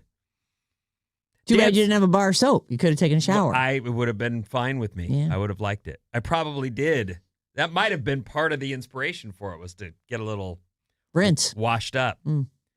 Ran through an old graveyard on Halloween night naked. Walking off into the woods within a national park and wandering around for a couple days before finding civilization again. Naked? Swimming in the Everglades until I saw an alligator. Oh my God. Riding. I wouldn't even stand near the edge of the Everglades. There's like some 12-foot gator who's just licking his chops over you. Riding a horse nude? Oh, that sounds horrible. Oh, you don't want to do that? No, not with a saddle or without. Like it's like imagine being naked sitting on like a dog or a cat. Like they're furry. They shed. There's yikes. Yeah, bouncing. There's. Yeah, but let me ask you this. If someone said, this is the best horse in the world, but only lets people ride him nude. No, thanks. You'd. No, well, first of all, I don't want to get nude, and the barn is filthy. Like, there's flies everywhere. Like, no. And also, just from an infection standpoint, I feel like, What? no. Like, it's not. All right. It would be like, I don't even want to say it out loud, but it's, that's like it's the back of an animal. That furry, sweaty animal. Horses sweat? Yeah. Horses sweat. Look at Maddie over there You ever see a horse yeah. at the end of a horse race? It's got freaking lather up and down its neck. No. I was surprised when we took the saddle off the horse the other week. It's a wet spot all around the horse. Of the where my saddle. butt was. Yeah, they sweat. They sweat. My horse used to love, I would be done riding it, take off all its stuff. Shannon. And then I'd get the hose and stand her in the driveway, and she'd be all like, she loved it. Shannon loved it. Yeah, and it was nice. I rinsed her all off, and then she'd go roll in the dirt. Oh, Shannon. I know. What's wrong with you? Well, they like that. 800-400-3697 is our text number, and Maddie's on the show. 707. Love that Vinnie counts throwing a condom away in the rain as a non-sexual nudity activity. Vin, that's a good one. Yeah, that's pretty good. Yeah. It wasn't though. The sexual part was over. Yeah, that part had finished. Now he's just pulling off the sexual stuff and throwing it away. Another 707. As a society, we're so sheltered from seeing chaunches. So the first time you see one, it's horrifying. Yeah, so ugly. So ugly. Oh, wow, that's hurtful. yeah, that's what we have. Yuck. 415. I am hollering at the Naked Household Talk this morning. Thanks for making me laugh on my commute. Love you guys. Cassidy from Marin. Been listening since I was a kid, and now I'm almost 30 on my way to work. And speaking of listening since you were a kid, I think that Elizabeth is a longtime listener. She's a big fan. We are going to play Bridge the Gap, and we've got special in-studio guests. These are listeners. We got a Zillennial listener, and we've got a Gen X listener, and they are about to do battle right after this.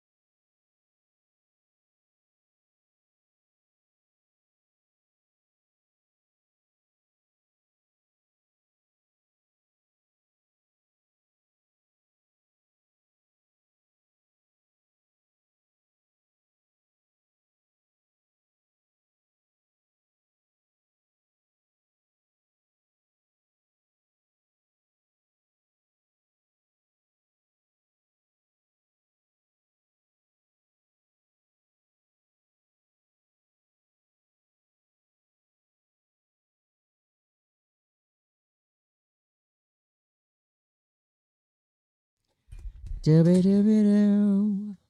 Whoa, whoa, whoa. Alice, 97.3. Sarah and Vinnie, Alice's morning show. I can feel the excitement. This is fun. This is super fun. It's time for Bridge the Gap. We are live on YouTube right now. Everybody's on camera. You can watch this round live. Just go to youtube.com/@RadioAlice973. We're very excited. We have all kinds of fun and games and prizes. And Elizabeth's getting a phone call. Oh, why can't I hear you? Oh, is that you're hearing you're hearing your YouTube come up? I forgot to turn that off. Okay. Oh, goodness. I was listening to you guys earlier. All right. On Well, YouTube. I would hope you're listening on the way in, Always. in case there's some clue to some question Always. or something. All right, so you can watch it live on YouTube right now. Our battle today, this is our first listener participation round. So we're really excited for you to meet our contestants. We're calling this North Bay versus South Bay. It is time to play Bridge the Gap. Talking about my generation. My generation. All right. Playing for the Zillennials, Joanne is kind of amazing. Joanne is from Santa Rosa, so she's representing the North Bay and representing the Zillennials. She is a published novelist. What? She has written a novel called Sleeping in the Sun. It's an historical fiction set in India at the end of British rule, and it just won the grand prize for an Indie Author Award. Oh my God. Oh my God. Great job. Joanne, do you write that under a pen name? Do you want to give some information on that? No, it's under my name. It's Sleeping in the Sun by Joanne Howard. And if you also prefer audiobook, it's on Spotify if you have Oh my Spotify Premium. God. So it's free there if you want to do that. Can I ask you about that Sure. real quick? So you had an idea and you just said, I'm going to write it and then shopped it later? Or did someone say, your idea is great, we'll buy it if we get to see? Like, how's that work? No, I wrote it like all the way through, polished like to perfection, and then shopped it around. And did you have an editor helping you? Like I did, yeah. So I wrote it during my master's degree in creative writing, and so all the way along I had like an advisor who was helping, and then afterwards I had a friend who is a copy editor who like professionally edited it for me. What a rad thing! Incredible. She's also a Swiftie, so of course Bob was like, "Oh yeah, Big pick her." Swiftie. She's a Swiftie. She's a K-pop fan. Woohoo! She wants to go see BTS. Unfortunately, we don't have BTS tickets today, but I got the BTS tickets. Oh, you're all set. Okay, Don't right. worry. So we do have some other pretty good ones. All right, so welcome, Joanne, and good luck you. this morning. Over here, we've got Elizabeth. Elizabeth has kind of an edge today because she has a Zillennial. She has a millennial and a Gen Z. Correct. So you have two daughters. Yes. So I feel like that's some insider information. I would have just have to have been paying attention while they were growing up, and maybe I wasn't. We'll see. Yeah, I don't know. You seem like a person who would pay attention to detail. Married, your John's name is Tom? Yes. Okay. So, Hi, Tom. John's name is Tom. Well, I mean, 34 years of marriage or something. And you're like a theater geek. So, A little bit. yeah, that's nice. Yeah. Are you in anything currently? No, I gave up performing when my daughters were born just because of the 30-hour-a-week rehearsal times plus a job. So I said, I'll Yeah, that'll be the do it. mom, but I love going to the theater still. Oh, it's so fun. No more performing for me. All right. So you're representing us from San Jose. Elizabeth is playing for Gen X today. The prize today is excellent. I want to thank our promotions department for this. We've got wonderful Alice t-shirts for you and tickets to Ed Sheeran. What? Yeah, just for playing. God. You've already won those. Wait, is that Oh my true? God, are you kidding me? No, we have Ed Sheeran tickets for you. Oh my God, Elizabeth, That's awesome. keep it together, girl. You still got to win the game. But after you win the tickets, these are just a thank you gift for coming in today. We don't have to earn them. Nope. Win or lose, you're both leaving with a pair of tickets for Ed Sheeran. Wow, When did thank we you. get prizes? When we started asking for them, I guess. Like, you guys got any prizes? Danae looks around her desk. How about Ed Sheeran tickets? Okay, good. We'll Oh take my those. God, that is great. So now listen, I just want to say this is great. And for future people who come here, it's not always going to be Ed Sheeran tickets. Sometimes it'll be a bottle Sarah painted. Yes. That would be awesome too. Thank you.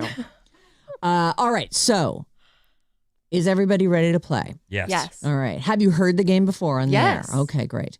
Here's how it works. Gen X is going to ask Zillennials questions that anyone in Gen X would know the answer to. If the Zillennial player answers correctly, they get a point. If they don't, the player from Gen X will get a chance to steal and vice versa. So don't shout out answers. There is a temptation to just yell an answer out.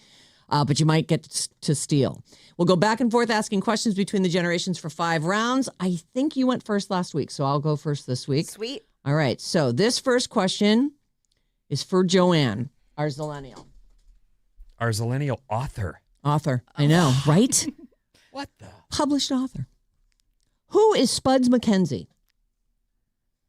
So every Gen X knows that. Yes. Spuds MacKenzie. Who's Spuds MacKenzie? I'm going to say I've never heard that name in my life, but I'm going to guess a game show host.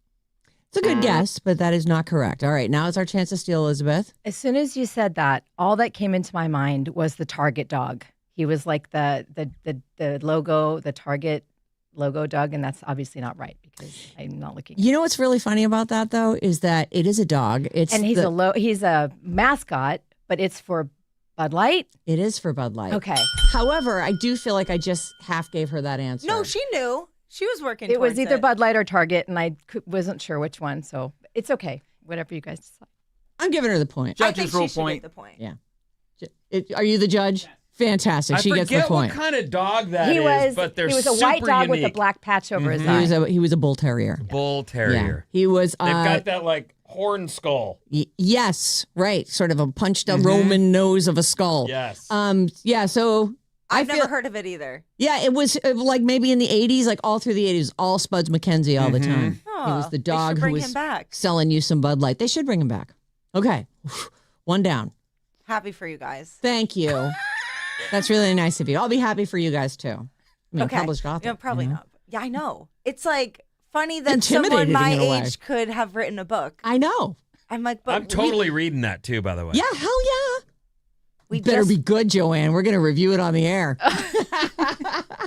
Okay, first question from the Zillennials to Gen X. Elizabeth, what was so special about Britney Spears and Justin Timberlake's outfits at the 2001 VMAs? Walk us through it. Yeah, I barely can see this in my head. Do you actually have a visual of this? Barely. If you can see it at all, then you'll know. Yeah. 2012, you said? 2001. 01. Can you read the question again? What was so special? about Britney Spears and Justin Timberlake's outfits at the 2001 VMAs? They were matching polka dots. No, but that's a good guess. Joanne, do you know what was so special about their outfits? Of course. They were both in matching head-to-toe denim. Correct. It's 1-1. That To was be good. fair, I had a newborn in 2001. Listen, You don't need to make any excuses. Okay. That's why we're Actually- bridging the gap. Now you know. No, I know. you'd be like the person who, when you got married to them, the pastor could tell you like really long lines of text and you'd just parrot it right. But like that was actually kind of That was amazing really that impressive. you remembered it word for word. I wasn't asking her to ask the question No. again. Elizabeth, repeat the question that was just asked of you. All right, so here we go. This is question number 2 for Joanne, our Zillennial. Who plays the groundskeeper in the movie Caddyshack? Oh, okay. I know this. My sister met him in person. Oh, boy. His name is Bill Murray. Oh, that is his name. Oh! Congratulations. Got to get those Gophers. So you would have got that one. I love Bill Murray. I know. I love Bill Murray, too. That was a good question, though. I mean, That was good. That was gettable. Yeah. And every Gen X would know that. Yeah. Right? But did it come right to you, or did you have to stall for a second? I definitely pictured the face. I just had to remember his name. But he is an actor that I do think like Gen Z and millennials, at least millennials. Well, he continued to work long after Yeah. that. I mean, he's been only in plenty now of stuff. slowing down, actually. I know. And I feel like Caddyshack is a dangerous question anyway, because it did have some legs. Yeah. Oh, yeah. Like there's a lot of stuff from that. People would go back and watch What's that. the score now? It's 2 for the Zillennials, 1 for Gen Z. Okay. Okay. Next question from the Zillennials to Elizabeth. What was Lena Dunham's character's name on Girls? Oh. I've seen one episode. Oh. I've watched a couple seasons. I don't think I'd get this. It shows up in my algorithm all the time. Oh. It's really popular with the Gen Z girls. As far as their names currently? Like Or the show. The show, yeah. Oh. I know Adam Driver was her boyfriend. Mm-hmm. I think his name was Adam It on the was. Kate. No. Joanne, do What you do you know think, Lena Joanne? Dunham's character on Girls? I didn't watch that show, but I'm going to give it a guess. Why do I just want to say Gina for. Not Gina. Oh. No. I Oh. believe it's Hannah. Hannah. I didn't, you know what? I watched that show and thought the first season was like a masterpiece. And yet, when you asked that question, I went, I have I think her name's Lena. none. Yeah. No idea. All right. Score remains 2-1. Okay. Next question. This is for Joanne. What 1985 charity song to benefit USA for Africa featured Michael Jackson, Cyndi Lauper, Bob Dylan, and dozens of other famous musicians? It was put together to help famine relief. I need the name of the song. Okay. Some songs are coming to me. I have no idea if they're correct, but for some reason, I want to say like, "We're all in this together." Oh, you even sang. That is incorrect. Okay. You but got to I- read the question again Yeah. because I was motioning thumbs up like she's doing great. She was a little nervous before she came in and she was yeah. like not hearing the question. Read it again. No, this is my question too. Read it again. Okay, here we go.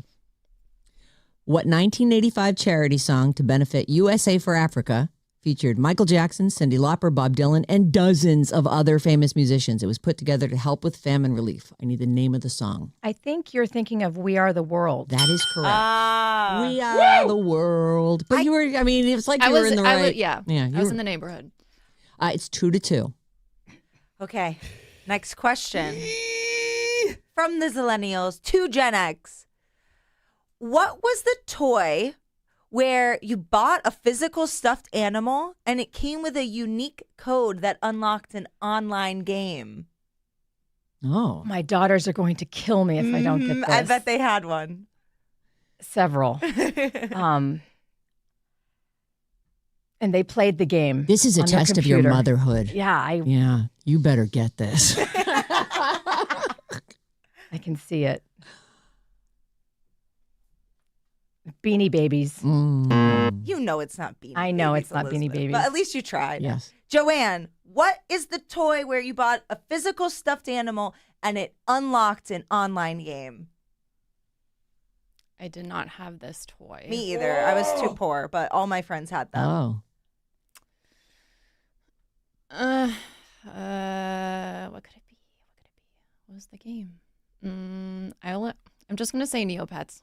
Ah, that's so close. Oh, is it? So close. Something pets.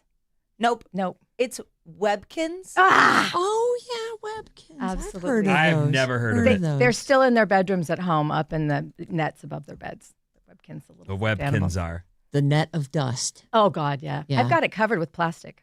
Oh, well, that's smart. Jeez, I took down the net of toys and went. The What's the score? score's 2-2. Okay. The score's 2-2. And how we many? have? I think we each have 2 questions left. Okay. In the movie The Breakfast Club, Ooh. what Saturday activity brings the students together?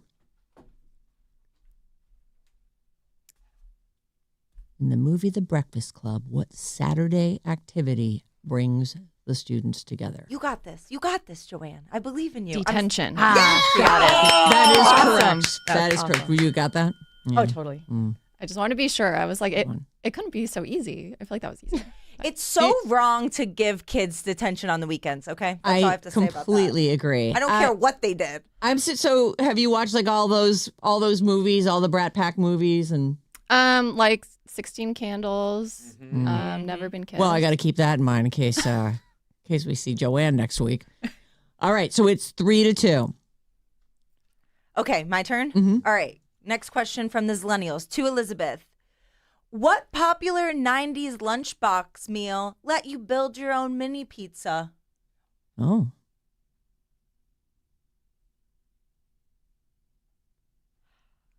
Oh, not the lunchbox itself that you buy at Target. This is actually what you get at the store. Mm-hmm. And you built your own pizza out of it? Munchables? What'd you call it? Munchables? So close. Snackables? No. Very Yeah. close, though. Lunchables. Heck yeah. Oh, I said Munchables. Lunchables. You were really That close. was so That close. was really close. In a perfect world, I'd give you a half point for that. But And I was kind of an organic, crusty mom. I never bought that kind of stuff Yeah, for no, my kids. I never ate that either, but my friends did. Yeah. Oh man, it was the best. When I went on a field trip, my parents would let me take a Lunchable. Oh, the 2 cheese and the pepperoni and getting the ratio just right on my little pizza. Okay. now I'm looking at my last question. This is my last question. I think there's one more after this. And the score is? The score is 4 for the Zillennials. Joanne is leading by 2 points because Elizabeth has 2. But no one shut out today. Like this was good. I actually feel bad for people when they don't get any points. Right. I'm scared of this question. Who was the blonde actress in the original TV cast of Charlie's Angels? Okay. Do you know this, Bob? I think I might know it. I could name one of the people. I'm just gonna name a blonde actress, like from yesteryear. It's a solid. It's a good process.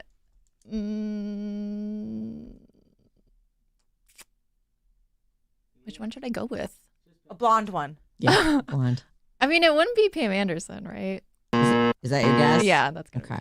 No. I think you're looking for Farrah Fawcett, I who played Jill. am That's what I looking was for thinking. Farrah Fawcett. That's what I was Yes. thinking. Whew. That was I think that's a risky question because. I knew that one. Okay. I think I okay. should have gotten that one. Oh, do you think that was I that could've like a gotten name there. that got into your head? No, but I feel like I could have thought about it. It's hard when you're on the spot. Yeah. I didn't have a lot of absolutely. sympathy until I went and played trivia over on the sports station, 95.7 Yes. The Game. And I was like, oh, wow, I understand how people. Yeah, you guys are all blow looking it. at me for an answer too. I'm like, okay, come up with something. Yes. Well, it's like Sydney Brady on the red light comes on and she just can't say another word. Okay. I'm feeling nervous about my last question. Okay, this could tie it up, right? This could 4 to tie 3. it up. Yep. Elizabeth, name a TV show from the famous ABC TGIF lineup between the years 1995 and 2003. Say that again. The TGIF lineup On ABC? on ABC every Friday night, Between 19... late 90s, early 2000s. So maybe, well, I'm not. Don't answer it. I know. I'm thinking to myself. I'm reasoning it out. Late 90s. I could do that in the 80s for sure. Exactly why I had to frame the question Yeah. that way because we weren't alive then. Yeah. So that would be a question you guys could use another time if you want. Oh. It does feel like you as a 7-year-old, though, might be tuned into that. Exactly. Yeah. I wrote something down. Dallas. Oh. So I'm curious if it's going to end up being right. No, Dallas is not on the list. Early. Joanne, can you name a TV show from the TGIF lineup?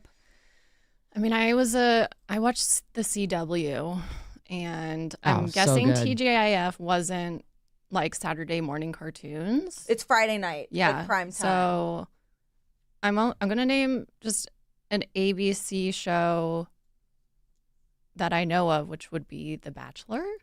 No, Oh. not The Bachelor. So Nobody got that one. I wrote down, it's okay to say Of now, course. right? Yeah. I wrote down Family Matters Yes. is on the list. Family Matters is on the It was list. Urkel, right? Mm-hmm. And then I don't Oh, know look any at others. you. Well, I just, Yeah. that was my guess. That's what came to my head. That's Sarah, good. could you name one? No, I couldn't have. Full House. Was Full House on that? No, not Full House, but close. We got Sabrina the Teenage Witch, Boy Meets World, Oh. Sister Sister, Those all sound like Nickelodeon shows Step to by me. Step. These were ABC It's primetime ABC. shows, baby. Well, no matter how you slice it, Joanne just pulled off a win. Joanne! I can't believe I won. Let them celebrate a little bit. Crazy. Kids got to do their dances. Good game. Good game. Good game. However, nobody loses today. Elizabeth, thank you for coming in. You've got Ed Sheeran And a tickets t-shirt. and a t-shirt. And I think So there might excited. even be a sticker in there. I mean, we really got you the... And we're all going to take pictures in the hall. Yay! Okay, how would you rate your experience on the Sarah Vinnie Morning Show playing this game? Joanne, as the winner, you go first. 10 out of 10. Oh my God. You guys are like, I mean, you know, they say like never meet your heroes or whatever, but you guys are like better than expected. Yay! So thank you so much. You can rank it lower because you lost, Elizabeth. I'm not going to rank it because I just want to say that you guys might not realize this, but for the past 3 decades, you have made everyone's daily activities better because you're here, you're giving of yourselves. You don't realize how much you mean to us as your listeners. And as the first listeners back in studio since COVID, it's honestly so freaking awesome. Yay! And so you really mean the world to us. You're our second families. I think that way. I mean, I've known you guys since you started. So well, and you both drove a long way to get here. I super appreciate the effort that went into this. I hope that the Ed Sheeran tickets make up for it and that we have something nice for you again we'll see you next week. Yes. Yeah, I'll be here. Joanne will be back. Thank you so much, meeting Elizabeth. you guys is the prize. Oh, isn't that Thank sweet? you. All right, picture time.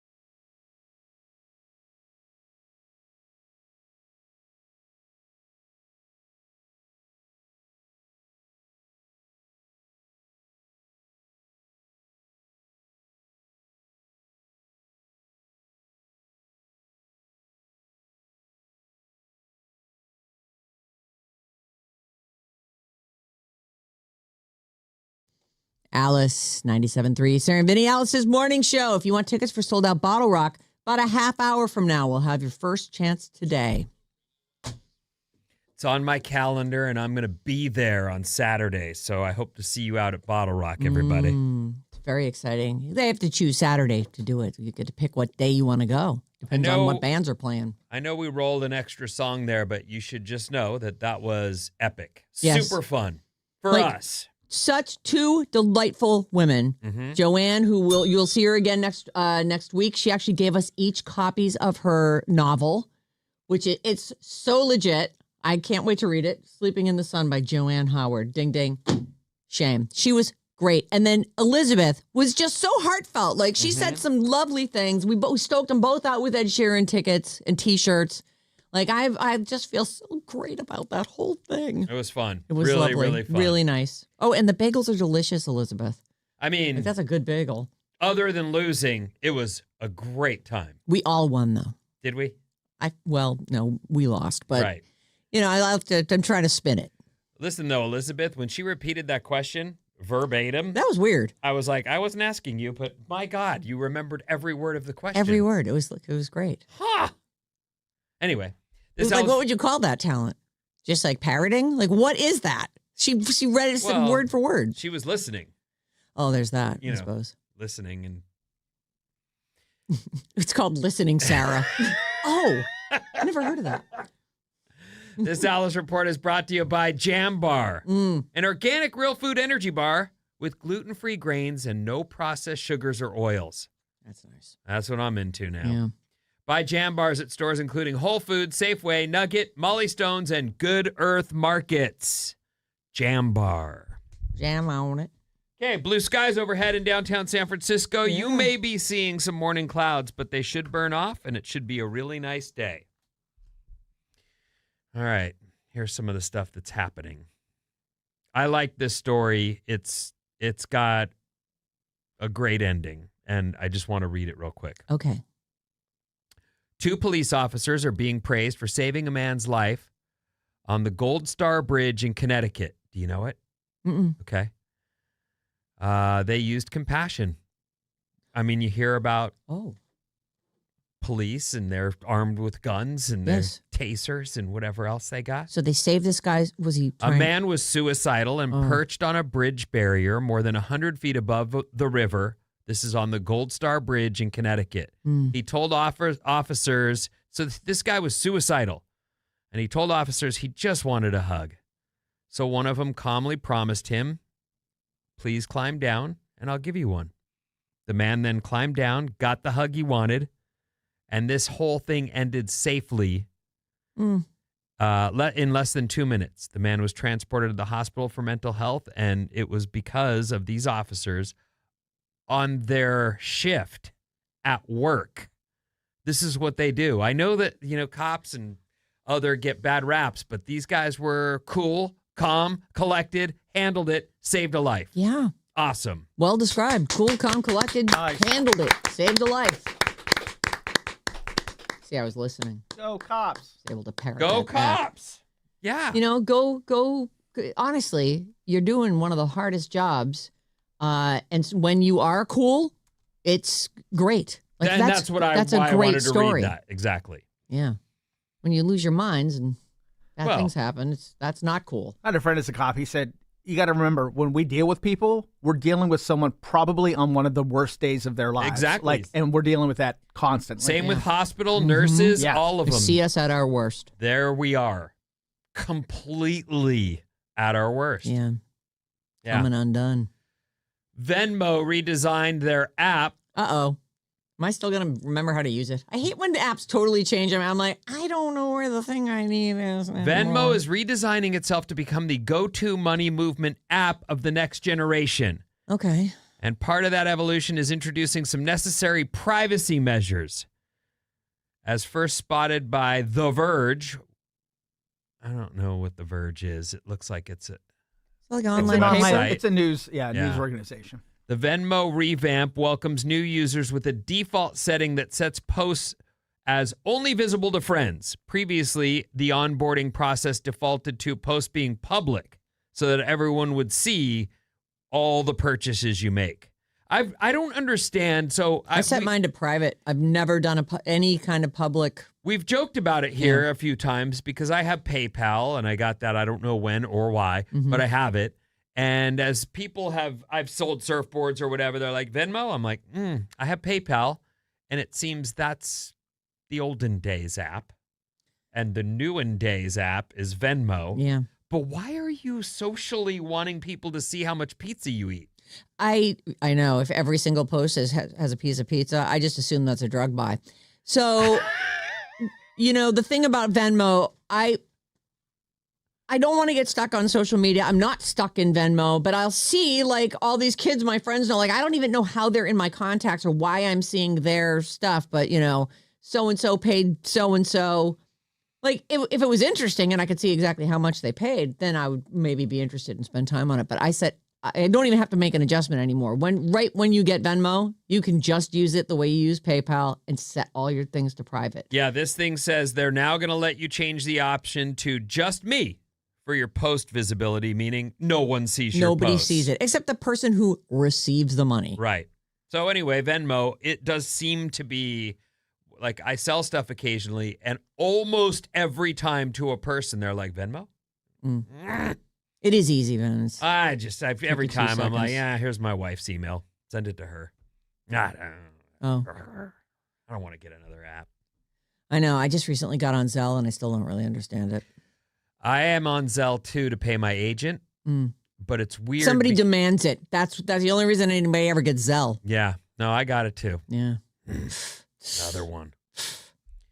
How about a fast fact? Okay. I like fast facts. You know that. Fast facts. That's how he says it. How about a fast fact? How about a fast fact? I did a fast fact this morning. I couldn't remember the delivery. She was, she walked in and what does he say? How about a fast fact? Yeah. How about a fast fact? If you'd asked me, I would have said, I don't know. Right. Fast fact. Now we know. It needs to happen or I wouldn't be able to tell you. The first known use of OMG. OMG. Oh, my God. Was in a letter to Winston Churchill in 1917. What? They're just missing the F, and they'd have it right. Yeah, they did get it wrong. Yeah, they got it wrong. How did they explain it out afterward? I don't know if they had to. Did he write, you are gonna heart this? OMG. In a letter to Winston Churchill? I don't know. The hardest languages for English speakers to learn are Arabic, Chinese, Japanese, and Korean. Oh. Is it because they use different alphabets completely? Okay. Yeah, I don't know. I have questions about that one. I mean, I took Spanish Arabic because is- I spent a lot of time in Mexico and know a lot of Mexican people. In Spanish is California, very it makes useful. perfect sense. Yes. And even that I wasn't great at. Arabic, they write The other way. right to left. Mm-hmm. And it looks, to me, it always looks like filigree. Like it looks like a design. It doesn't look like words, but that's because I don't know that alphabet. Yeah. What did you take in school? Spanish. Oh, you did? Okay. Mhm. And how, you retain any of that? Sí. No hay problema. Me llamo Sara. Yeah, I'm with you.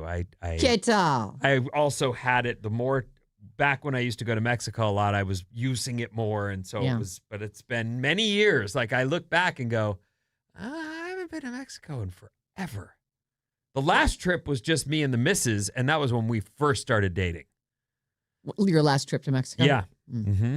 So that's 16 years ago. It is useful though. It's like little bits of it come back, or you'll pick a thing up here and there. But you really do have to be immersed. It's one thing to learn a language in a class and just doing, reciting it and listening to someone speak, and all the words are flowing together. I had friends who stuck with it. Speak. And they were writing term papers in Spanish towards Jeez. Advanced Spanish. That you're writing homework in Spanish and turning it in as. They say once you've got some vocabulary and once you've got some of the words down, like listen to music, read books, like find a way to. It's rad. Yeah. Rewire your brain for it. Otis Redding Yes, sitting on the dock of the bay. Wrote the song Respect in 1965 and released it 2 years before Aretha Franklin. His version focused on a man who wanted respect. Oh. And in this story, this version of the story, respect was a euphemism for sex. Oh, give me some when I get home.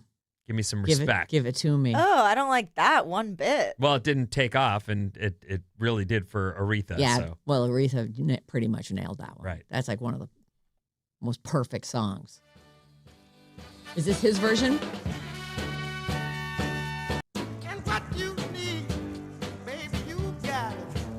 All I'm asking for a little respect when I come home. Listen to his voice, though. Oh! Do me wrong, honey, if you want to. You can do me wrong, honey, while I'm gone. Oh, God, I wish that voice could come out of me. It's just just like, I love a voice with a frayed edge, you know? Yeah. Yes. Man, Yeah, that's really good. Great. Now play me play me Aretha's version. No, that'll probably take a while. Well, all right, I'll do another fast fact. Costco's infamous $1.50 hot dog and soda combo is so popular that Costco's around the country serve 124 million hot dogs a year. Oh, my. That's around 6 times more hot dogs than all of Major League Baseball stadiums combined. Oh. Costco hot dog and a soda. Aretha. I ain't gonna do you wrong. Yeah. Why you gone?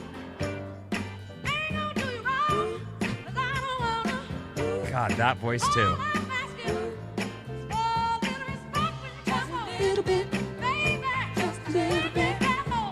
Just a little bit. Just a little bit. I'm out to give it all my money. So good. Listen to this last fast fact. I'm ready. Big Bird Uh-huh. almost died in space. Carol Spinney, the puppeteer who played Big Bird, was invited to fly on the Challenger as Big Bird to get more kids interested in NASA. But the costume didn't fit, so he didn't go.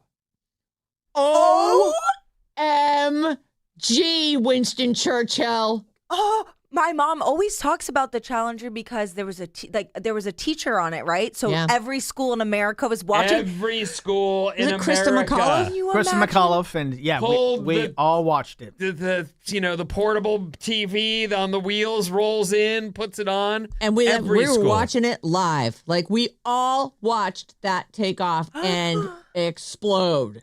Imagine if Big Bird was in there. Oh, that would have been Imagine you're this a person disaster. named Carol sitting there watching it going, oof. I I've missed narrowly that escaped. because the costume didn't fit. Everything happens for a reason. Do you ever see that guy? There's like, No. in the sort of the behind the scenes of like the puppeteers and stuff on that show. This is him. Oh, He's got an arm up above his head and he's got to walk the whole time around. Please don't fall on me. that's brutal. Yeah. That would be a hard job. He's I bet you he's got bad shoulders from it. probably, and he's got like, probably a very muscular shoulder. There he is. He had to hold that head up and it's attached, the costume's attached to it. Like Look it was at it. probably really heavy. There he is young. And because he didn't go on Challenger, there he is old. Yeah. Yup. Oh, woof. 800-400-3697. That's our number. You can text us, call us, and Maddie's on the show with a few texts. Oh, we got so many about Bridge the Gap. 408, Bridge the Gap was so fun. I agree with Elizabeth. Having you guys for almost 30 years has really made you family to so many. We appreciate you and you making our mornings complete. Fun game. Love it. We make it real fun. Thank you. We make it real fun. We feel the same way, by the way. Yeah. It's For- really nice. 408, dang, Joanne Howard's book is distributed by Simon & Schuster. So cool seeing us commoners on the show. Haha, Bridge the Gap is really gaining steam. Good job, team. Jay from San Jose on YouTube. Nice.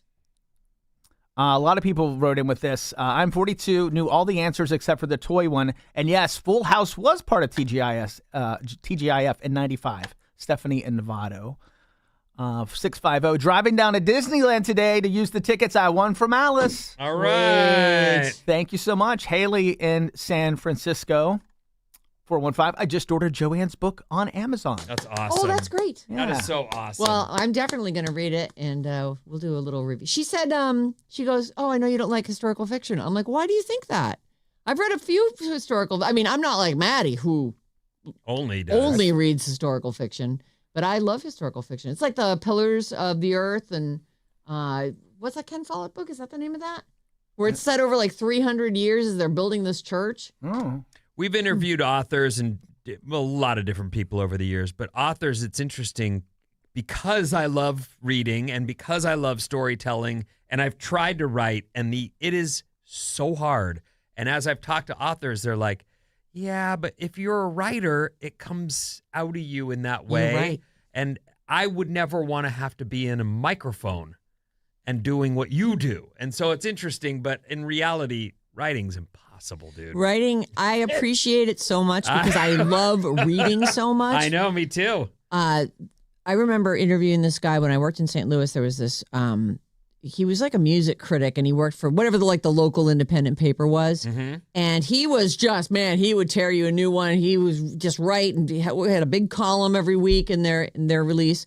And then he came on the show and couldn't put 5 words together in a row. And I'm like, we've met that author too. Yeah. They write because they can't speak. It's all going on up here, and they can't force it out the front of their face. But actually, Joanne was great on Joanne mic, was too. amazing. So sometimes God does give with both hands. I know. Oh, that's a nice thing. That is a nice thing. Did you make that up? I mean, say yes. Yeah. Write that Bobism down. Yeah. Oh. Yep. Way to go, Bob. That's from the book of Bob. 707, Ray from Napa. The ladies' comment at the end of the game just nailed it about how much you mean to us listeners. Oh. And one more here. This is from 415. Thank you, longtime listener, before 9/2001, and found you in Odyssey. Love listening to you in the morning. Random question, on a scale of 1 to 10 today, 10 being great, how are you today? Thank you for making my days always and always. I'm a 10 today. Do you think the listeners can tell when you're having a bad day and when you're having Sometimes a I'm good sure. day? I think sure. so. Yeah. Mm-hmm. Yeah. Today's a great day. But I'm that's super happy. That's the gig, though. Yeah. Is you come in anyway. You got a show to do. Mm-hmm. You guys are And you so lean on the cool. people around you, hopefully, to help you, Yes.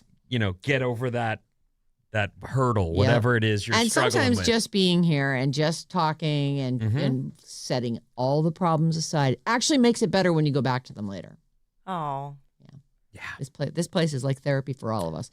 We're going to take a quick break. When we come back, we've got your chance at Pick Your Day tickets for Sold Out Bottle Rock.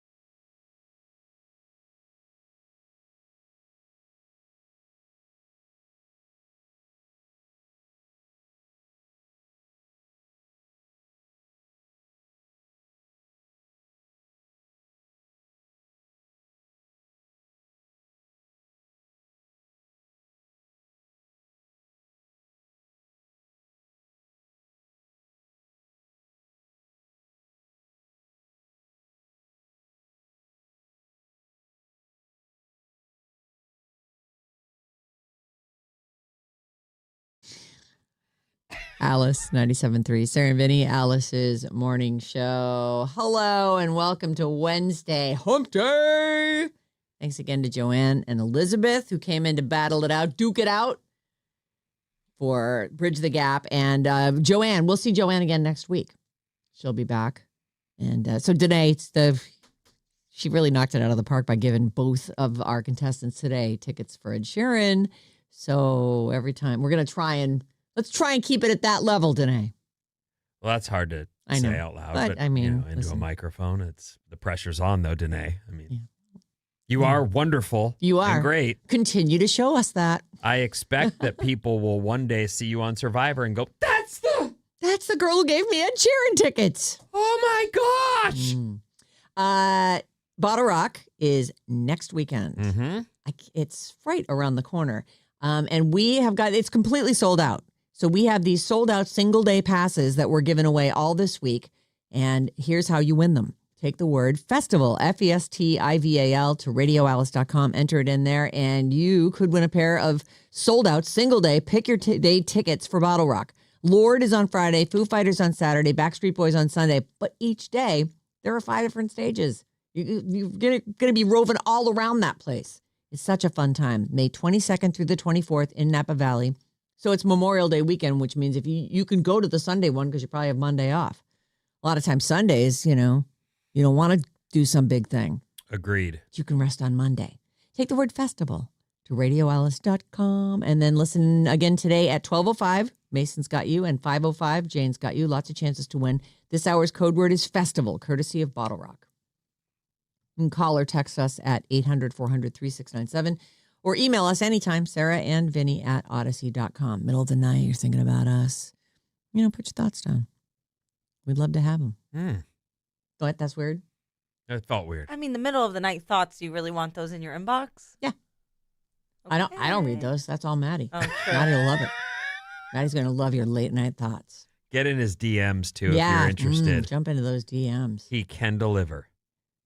If you let him, if you don't just ghost him. Right. What were we talking about this morning? I don't know.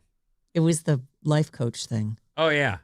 Well, that was just ridiculous that he would be like, she's a life coach. She says she's the life coach. It's his ex-college girlfriend, high school girlfriend. College. Yeah. Getting a divorce, reaches out to Maddie. He's the one that got away. Like all these years she's been thinking about him. And he's like, life coach. If you, just so you know. She says she's a life coach. But, and we all look at him like you don't need that. Yeah. You're kidding, right? Perfect for you. Yeah. I mean, that's what you need at home all the time. Hey, a team of them. I'll tell you, though, if you ever do go out with her, you shouldn't tell us because. What are you doing? If she listens to the show. No, she's in Florida. Are you not just going to fly her out here on your private jet or anything? Yeah, you know me. I'm rolling in it. Yeah. I don't know, though. Life coach. Listen, it's a valid job. I mean, people Is it? do what they have to do to get by. Yes, it definitely is. I'm sure there's really good life coaches out there. Would you rather date a life coach or an OnlyFans model? Oh, he wants the OnlyFans model. He won't admit it, but that's what he wants. Does he, though? Yes. You wouldn't get jealous if your partner was like, I'm going to work and getting in front of a camera nude. If it was just nude, no. He dated a stripper. But if when he was 20. Yeah, I was young. Really? You think that'd stop him now? He's already married. Yes, I did. Listen, this guy is full of contradiction. That is true. He is kind of a mystery. Like, you just don't really know where he'll land on any given thing. It's like, all girls who wear hats suck. Here's a picture of my mom wearing a hat for Mother's Day. I love her. The funniest part about the mom in the hat thing is that Vinny thought that Maddie posted a picture of his passed away mother on Mother's Day in a hat as a joke for Vinny. Well, that's the funniest part of that story. That is the funniest part. Well, it was funny. If it was meant to be funny, then it was funny. No, but why? But it's his. Why would you think his late mother? Because he's been so adamant about hats, and then this picture is all hat.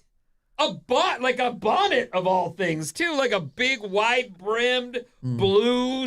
What do they call those ribbon? Yeah. Around the top of it. I'm like, and that matches her blue eyes, and there somewhere in there is Maddie's face as well. Like, Oh yeah, that looks there like is some Maddie, family too. resemblance. Maddie wakes up on Mother's Day thinking about all the great women who have impacted him. He's like, I'm going to share a picture of my mother. But you know what? Vinny would really like it if I made it into a joke for him. It did. Vinny with a hat. It did bring me Mom hat searching. a moment of joy when I saw Vinny's comment. And I'm like, what is he think that this is shtick? What is? Here's my dead mom. I believe I wrote something like, and she's wearing a hat. Of course she is. That's funny. Okay, here's what's popular in Merca right now. Okay. I was telling you, I think yesterday we were talking about Ella Langley. Ella Langley is now the first woman to ever hold the top 2 spots on the Hot 100. Some men have done it, and there have been people who've had them consecutively. Like right now, Choosing Texas by Ella Langley is the #1 song in America. Number 2 is Be Her, Ella Langley. She's also at number 8 with a song called I Can't Love You Anymore. Oh, which one are you playing? Is that Be Her? Oh, this is the one I Can't Love You. with the racist guy. Yeah, I wasn't even going to say his name. Ella Langley, I Can't Love You Anymore. This is number 8. A lot of the rest of the top 10, most of it, looks a lot like previous weeks. Drop Dead, Olivia Rodrigo is down at number 3. Man I Need, Olivia Dean, that is number 4. I Just Might, Bruno Mars is number 5. So Easy to Fall in Love. I love that song. Olivia Dean, that's number 6. Alex Warren, Ordinary, 64 weeks on the charts. It is still in the top 10, number 7. The Ella Langley song, I Can't Love You Anymore, Folded Kehlani, and Tame Impala breaks the top 10 here. I love Tame Impala. Their guest on this song is Jenny, in all caps. It's called Dracula.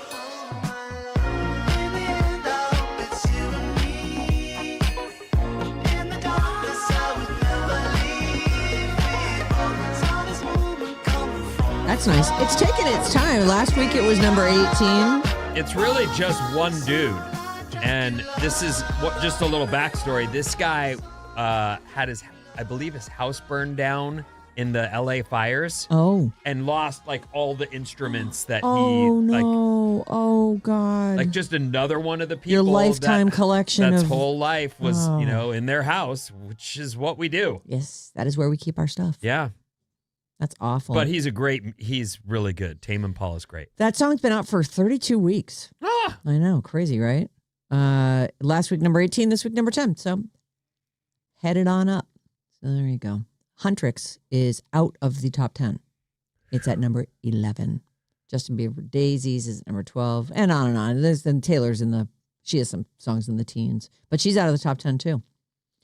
The 2026 Academy of Country Music Awards are this Sunday night. Now, I don't care about country music, but I thought I do care about records. I like records. I mean, like record breaking, Guinness Book of World Records, that kind of thing, like the world record for. So there's a bunch of records that could get broken at Sunday's ACM Awards, Academy of Country Music. Okay. It is on Prime Video. And I don't know if so maybe it's live and it'll be at 5 p.m. our time. But here are 5 that could be broken. Chris Stapleton could surpass George Strait to become the most decorated male artist in the Academy of Country Music history. That's crazy. I know. George has 24 wins and Chris has 21. He's up for 5 awards this year, so he could break that record. George Strait, I don't know his age, but I remember we were talking about him once before, and a listener wrote in and said he's the king of country. Yeah. And so I went and found some of his records, and he's actually very, very good, and I enjoy him. But to think that Stapleton, 10 years into his career, is it even that long, is already beating or close to his records? I don't really know. Chris Stapleton is sneaky. Like he snuck up on me and but then once I was onto him. A lot of people were saying, oh yeah, this guy, these songs. And then you'd hear it was like the first one I ever heard was, I think it's Tennessee Whiskey. Is that the name of it? But I think that, probably in the country music world, maybe he was known. You want to take a guess on what year that he his broke first out? record? He broke out, yeah. I'll say 2013. 2016. Oh, I'm looking at it. 2015. No. Was Tennessee Whiskey. Was that song. So yeah, 10 years.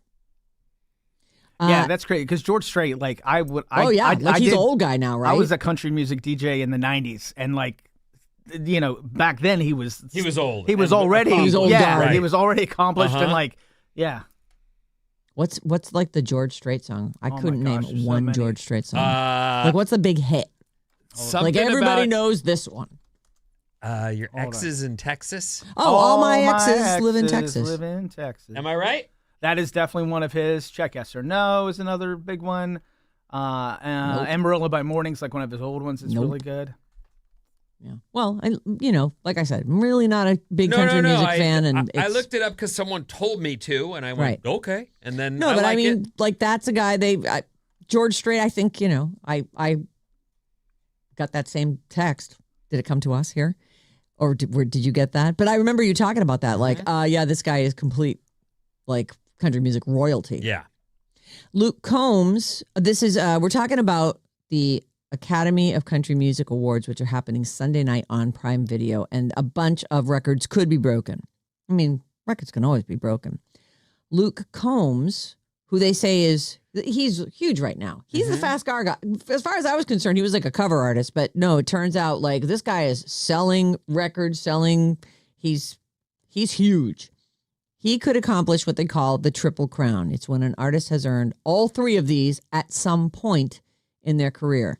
New artist, best new artist, artist of the year, and entertainer of the year. So he needs to win entertainer. I think he's up for it, but he needs entertainer of the year, and he would have the Triple Crown. Chris Stapleton could tie Merle Haggard for most male artist of the year awards. Merle has 6, and Chris has 5. Wow. I know. 5. He's been out for, what is that, 11 years? Maybe this is technically the 10th year. He does have a classic voice, though. He really does. That dude can sing. And it's funny because I don't think of him as being a guy who would be like a big entertainer, because the first few times I saw him, he couldn't make eye contact. He basically with his back turned to the audience, just singing his heart out without looking at anybody. You got, I think he had sunglasses on too. You got maybe just a little sliver of cheek between the sunglasses and the gigantic beard. And then a big hat and a duster, like one of those trench coat type. Are you in witness protection? What is your deal, dude? You're on stage. I am in witness protection, but I also want to be a country music superstar. So I'm just, I'm playing up this shy thing. He's come out of it a lot. I think he's more and more used to being on stage and the accolades that come with it. Mm-hmm. But yeah, early on, I was like, emo country guy who opens his mouth and blows your mind. Yep. All right. So other things that could be broken, other records. Miranda Lambert could extend her Song of the Year record. She's won 7. She's up for 2 this year, including as a songwriter for Choose in Texas. So anytime Song of the Year gets awarded, it's not just the performer. I think it's the songwriter, and probably, I don't know, maybe there's a producer thing there too. Lainey Wilson could become the first female entertainer she could become the first female to win Entertainer of the Year 3 years in a row. Lainey Wilson. All right. And there's, if you want to look at the nominees, that's available to you through Googie. Willie Nelson and Dolly Parton share this Billboard milestone. Willie joins Dolly as the only artist to appear on Billboard's Hot Country Songs chart in each of the last 7 decades. 7 decades. And he did a guest spot on Casey Musgrave's Uncertain, Texas. That was the name of the town, Uncertain, Texas. The first time he appeared on the chart was in 1962 with a song called Willingly. So the 60s, 70s, 80s, 90s, aughts, teens, this, and the 20s. He's been on the charts 7 decades in a row. Mm-hmm. Only him and Dolly Parton. And you know what? They're both national treasures. Yeah. This is, by the way, this is in country music. Maybe Barbara Streisand or Cher or somebody has been on the charts that many times, but Willie and Dolly. It's big. And I'll leave you with this. Okay. Maybe you're running out of things to go to Broadway to see. Well, here's something that's coming. Maybe you go there all the time. You've seen them all. Well, here's something for you. All right. There's a Weird Al Yankovic stage musical in the works. He's already had a movie about his life. It was kind of a comedy. He was played by Daniel Radcliffe, I think. I didn't see that. Did you? No, I didn't. Although, if it had been on, I probably would have watched it. I mean, if it was like stuck in my face or something, and I had lost the remote. And someone pinned you down. Right. Okay, yeah, all right, well, fine. I'll watch exactly it. Pinned down on the couch. Have your way with me. I'm going to watch this. I do love Weird Al, though. Like, listening to Dr. Demento and stuff. I like growing up. I loved some of those songs. This name of this, he's getting a stage musical. It's called Dare to Be Stupid, the Weird Al musical. It's an original story, co-written by Al, and it features songs spanning his career. Al says, ever since I was a middle-aged man, I've always wanted to be part of the New York theater community. That's funny. Plus, the one thing people always say about Broadway is that it's severely lacking in Weird Al-based entertainment, and I think this musical should fix that problem immediately. I don't have a premiere date, but they're working on this, and it looks like it's happening. Dare to Be Stupid is the name of his 1985 album, as well as its title track. I don't even know if I know Dare to Be Stupid.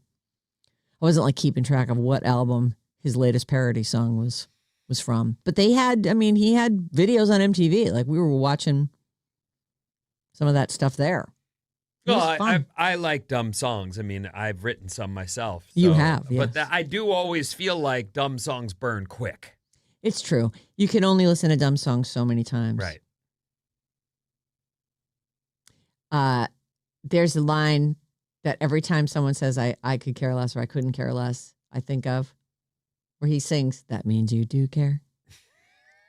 And she always gets me on that. That's my pet peeve. Well, it's a mild one. I love Weird Al, so it makes sense he has a lyric about it. Oh, I'm surprised you don't know. It's one of his bigger songs. Is it? I'm sure I've heard it. I really only know the Star Wars one. What? Oh, this one, though, spoofs a big popular song. Why can't I get it? I know. Y-O-A-D, Yoda. Yeah, that means you do care. I can't get it. I can't either. So, text us, please. We're having brain farts over here. 800-400-3697. Vincent, what's coming up in the news?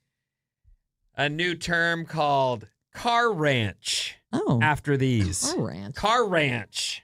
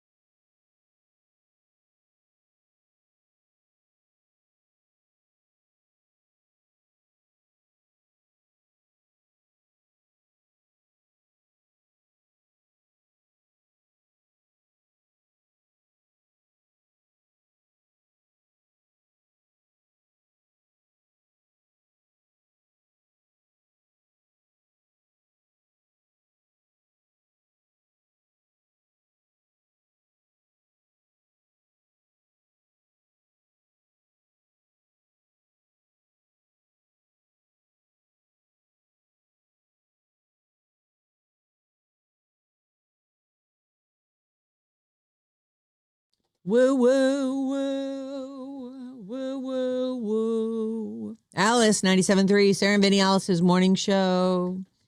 Hello and welcome to Hump Day. Bad Advice is back. You can send us your problems. We got you.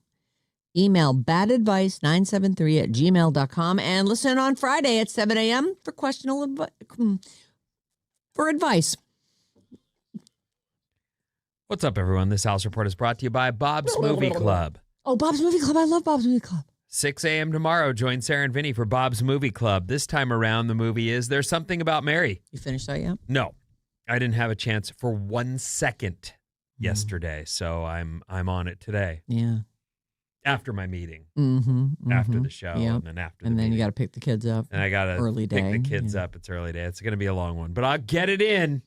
Speaking of, though, I bet you our contestants are still driving to their separate ends of the bay as they were in only, an hour ago. And that but I'm not trying to, say don't come in. We want, I think that went great. Oh, it was lovely. What a nice experience that was. I've always said we have the greatest listeners. But it's a haul. We recognize that. Yeah. So. The one came from Santa Rosa, one came from San Jose. Separate ends of the bay. They're headed, they're not home yet. I'm sure of it. Right.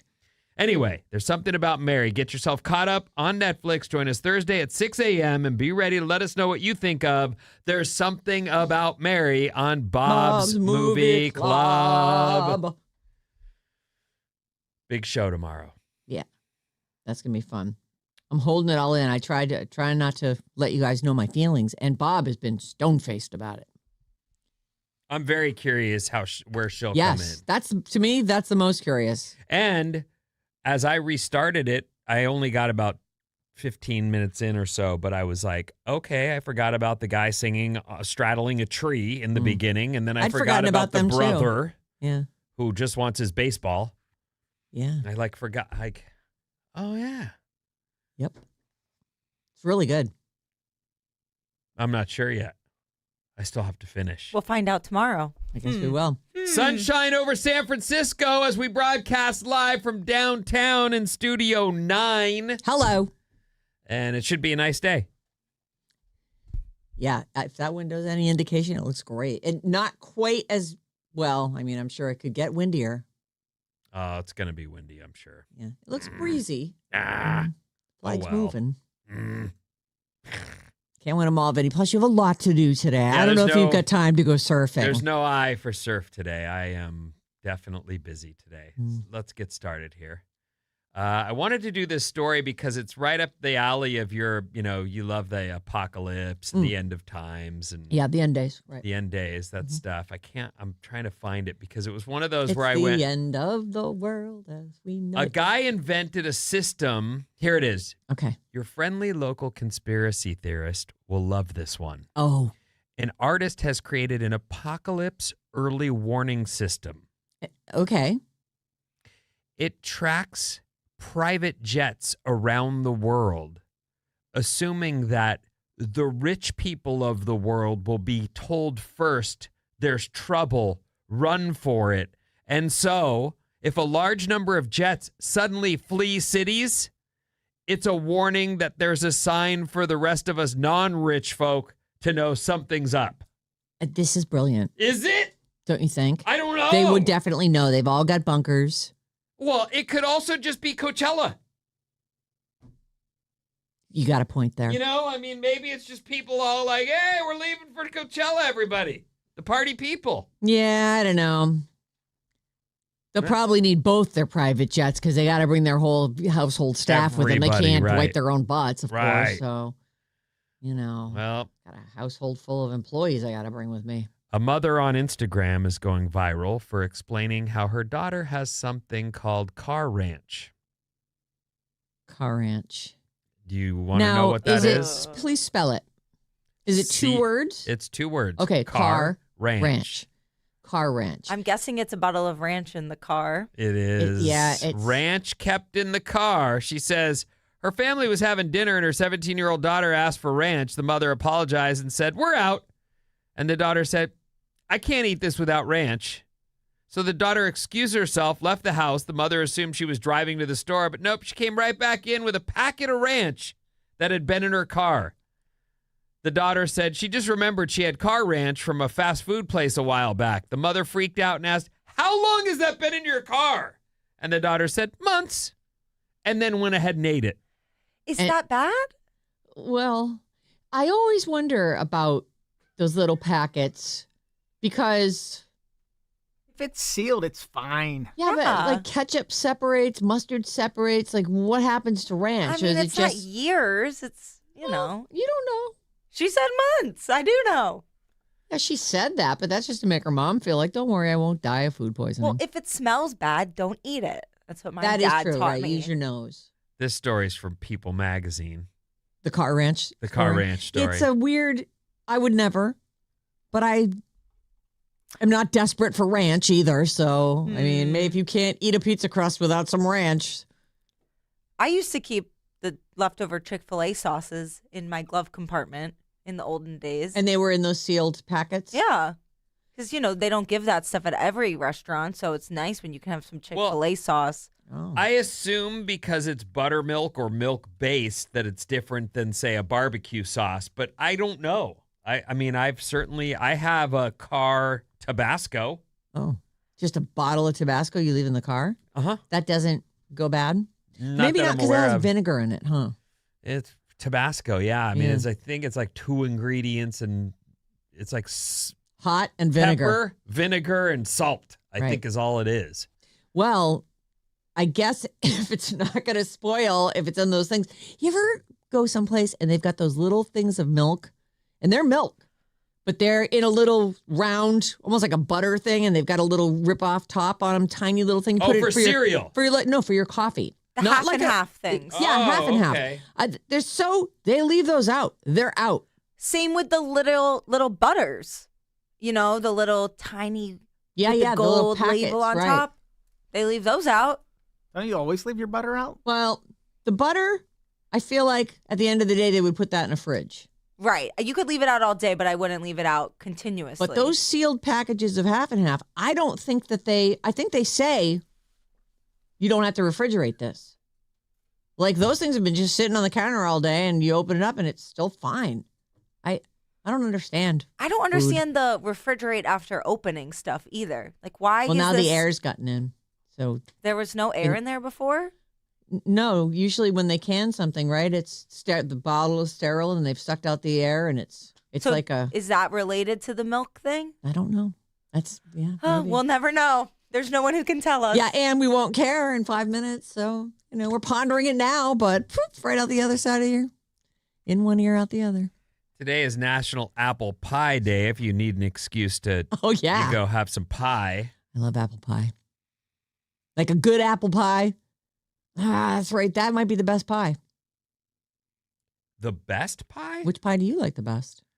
I mean, I do Well, love I a don't good get to key eat lime pie pie anymore, but I like cherry pie. Yeah, you can Believe keep your it or cherry. not. You know what? I'll take the apple. You take the cherry. Okay.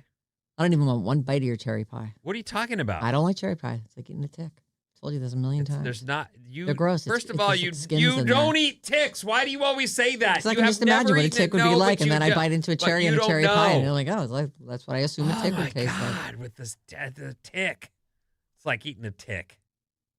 Nobody eats ticks. You know, the big one that you pulled off no, your dog. I don't. Don't barf. Stop it, Bob. Bob is worse than you. Do not barf into the bagels, fool. That's your food for later. I can't eat those. You're bringing them home. I can't bring those home. You know. Oh. I don't know. Because I'm, Getting married soon. Oh, I thought you were about to tell us you're pregnant. Oh. Yeah! You can't eat bagels when you're pregnant, everyone. I'm definitely going to eat those when I'm pregnant. Oh, yeah. Hopefully one day. All the food But rules not go yet. out the window. Your doctor yells at you. You're gaining too much weight. Like, yeah, because it's the first time in my life I can eat guilt-free. Get off me, man. You're ruining everything. Get off me. Our text number is 800-400-3697. And Maddie's on the show. 707. I work in food. The packets of ranch don't get refrigerated. They stay on dry goods and last for about a year. Wow. Okay. 415, the half and half containers do go bad after a few weeks. You can tell when you pour it into your coffee and it immediately curdles. It turns into yogurt floating in there. Ew. Yeah. 209, food person here. Those little half and half are aseptically processed, which makes them stable. They do the same thing with milk in quarts in Europe. Oh, you don't have to refrigerate. I mean, I know certain processes make it so that it's airtight. It can't. I know bad. in Canada you get it in the bag, like they have bag milk. Like, yeah. Why do you know Like that a about Ziploc Canada? bag Because I of milk. lived in Canada for a summer when I took French there. I lived in Quebec. You took French? So are you a Say fluent something to me in French. speaker? Je parle français un peu. Mpl- I speak a little French. Is what that Ah. is. Yeah. You hear that, ladies? Yeah, that's pretty good, ladies. That I think you just went up to 60%. Ça va, ladies. 7, Paul Golden State here, listening on the radio. I always keep a jar of Tapatio in my lumber truck just in case. Oh, Way to go, Paul. Did you Thanks. just say that's someone from Golden State Lumber? Yeah. Oh, hey, Paul. Hey, Paul. Hey, Paul. I love your store, man. It's good. This is going back to a story that we did about the cop on the bridge who talked somebody down. Yeah. This is interesting. From 707, CHP Sergeant Kevin Briggs, who grew up in Nevada, is known as the guardian of the Golden Gate Bridge. He's talked over 200 people out of jumping off the bridge. Oh my God! amazing. Is he in that documentary, The Bridge? I don't remember there being anybody from, because they were kind of avoiding the cops because they weren't like, people didn't like them filming the bridge 24/7. Remember that? Yeah. This was pre 9/11, I think that. No, this was after 9/11. That movie came out. 2006. Anyway, so good job, Sergeant Briggs. Yeah, I mean, 200 people he's talked off the ledge. That's amazing. That is amazing. It tells you how many people. Yeah, do that. a lot. Well, I mean, the numbers are astounding. well, and listen, one of the things, I don't want to, downplay his accomplishment, but you're taking on the possibility that you don't save them. And that's another reality of your workday. Yeah. Like, I guess I'll take lunch. What? Shouldn't you get a year off if something turns that badly for you while you're at work? Yeah. Gnarly. You're taking on all of that. That's pretty heavy. Way to go. What's his name, Paul? Sergeant No, Briggs. Sergeant Briggs. Paul was our Golden State Lumber guy. Oh, Paul, right. Is the hot sauce guy. Tapatio. It's all coming together. All right, we're gonna play. How old's that guy? There were a couple kind of sad. When did that happen? I'm not doing that. All right. How old's Hootie from Hootie and the Blowfish? That would be Darius Rucker. How old is Darius Rucker Vinnie? 57. 57. What do you think, Maddie? 56 was in my head. Think Bob? 58. He is 60 years old. That's a point for Bob. How old is Stevie Wonder? 25 Grammys, the most ever by a male solo artist, and he did it without being able to see. Stevie Wonder. He is a wonder. Stevie Wonder. How old's that guy? Maddie. There's a conspiracy theory that says he can see. Don't. I was going to say that, and I was like, I better not. Yeah. I'm going to say he's 81. 81. All right. What do you think, Bob?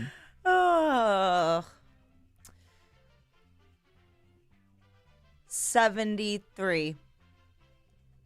Vin? 74. He is 76. That's a point for Vinny. How old is Robert Pattinson? Who's that? Emo Batman. Ah. And of course, Edward Cullen from, and he was in Diggory. Cedric Diggory. Uh-huh. Oh, yeah. In the Harry Potter movies. Mm-hmm. But he's, Episode 4. Twilight's probably what most people know him from. Probably. Bob, you're first. How old is Robert Pattinson? Heartthrob Robert Pattinson. 36. 36. Think then. 37. Hashtag Team Edward. 38. He is 40 years old. That is a point for Maddie. Everybody's got a point so far. Very nice. I also just saw him in the drama with Zendaya. How was it? It was great. It's weird. Great, you say? Yeah.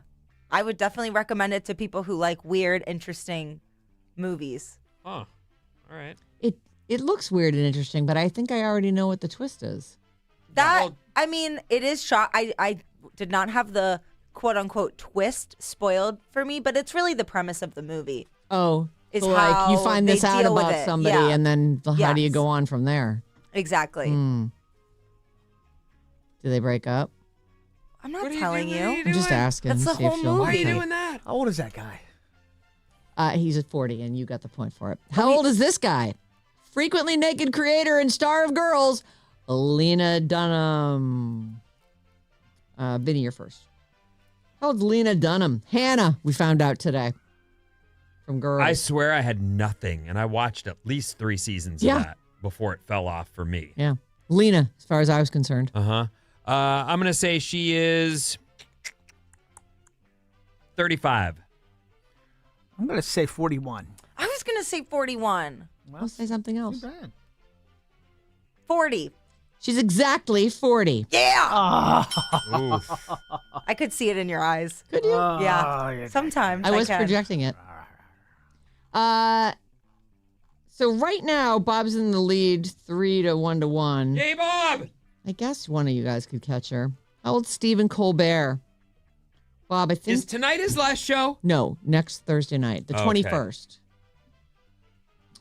Who is first on this one? I think it is Maddie. How old is Stephen Colbert? Late show. Got to start on the Daily Show with the Colbert Report afterward. 55. 55. All right. What do you think, Bob? 57. 57. 60. He is 62. That's a point for you, Vinny. Thank you. And one more. How about our sometimes ambassador to North Korea and ex-husband of... God, what Talking is about that? Rodman? Yeah. Mm-hmm. Carmen Electra. Dennis Rodman. How old's that guy? And Bob, I think you're first. Oh, man. How old's Dennis Rodman? Basketball player. Imagine Oh, you thank marry you. that guy. Didn't she say she walked in? I think one of the stories is she walked in on him in a 3-way. She wasn't in it. Yeah. They were married. Bro, thanks for the invite.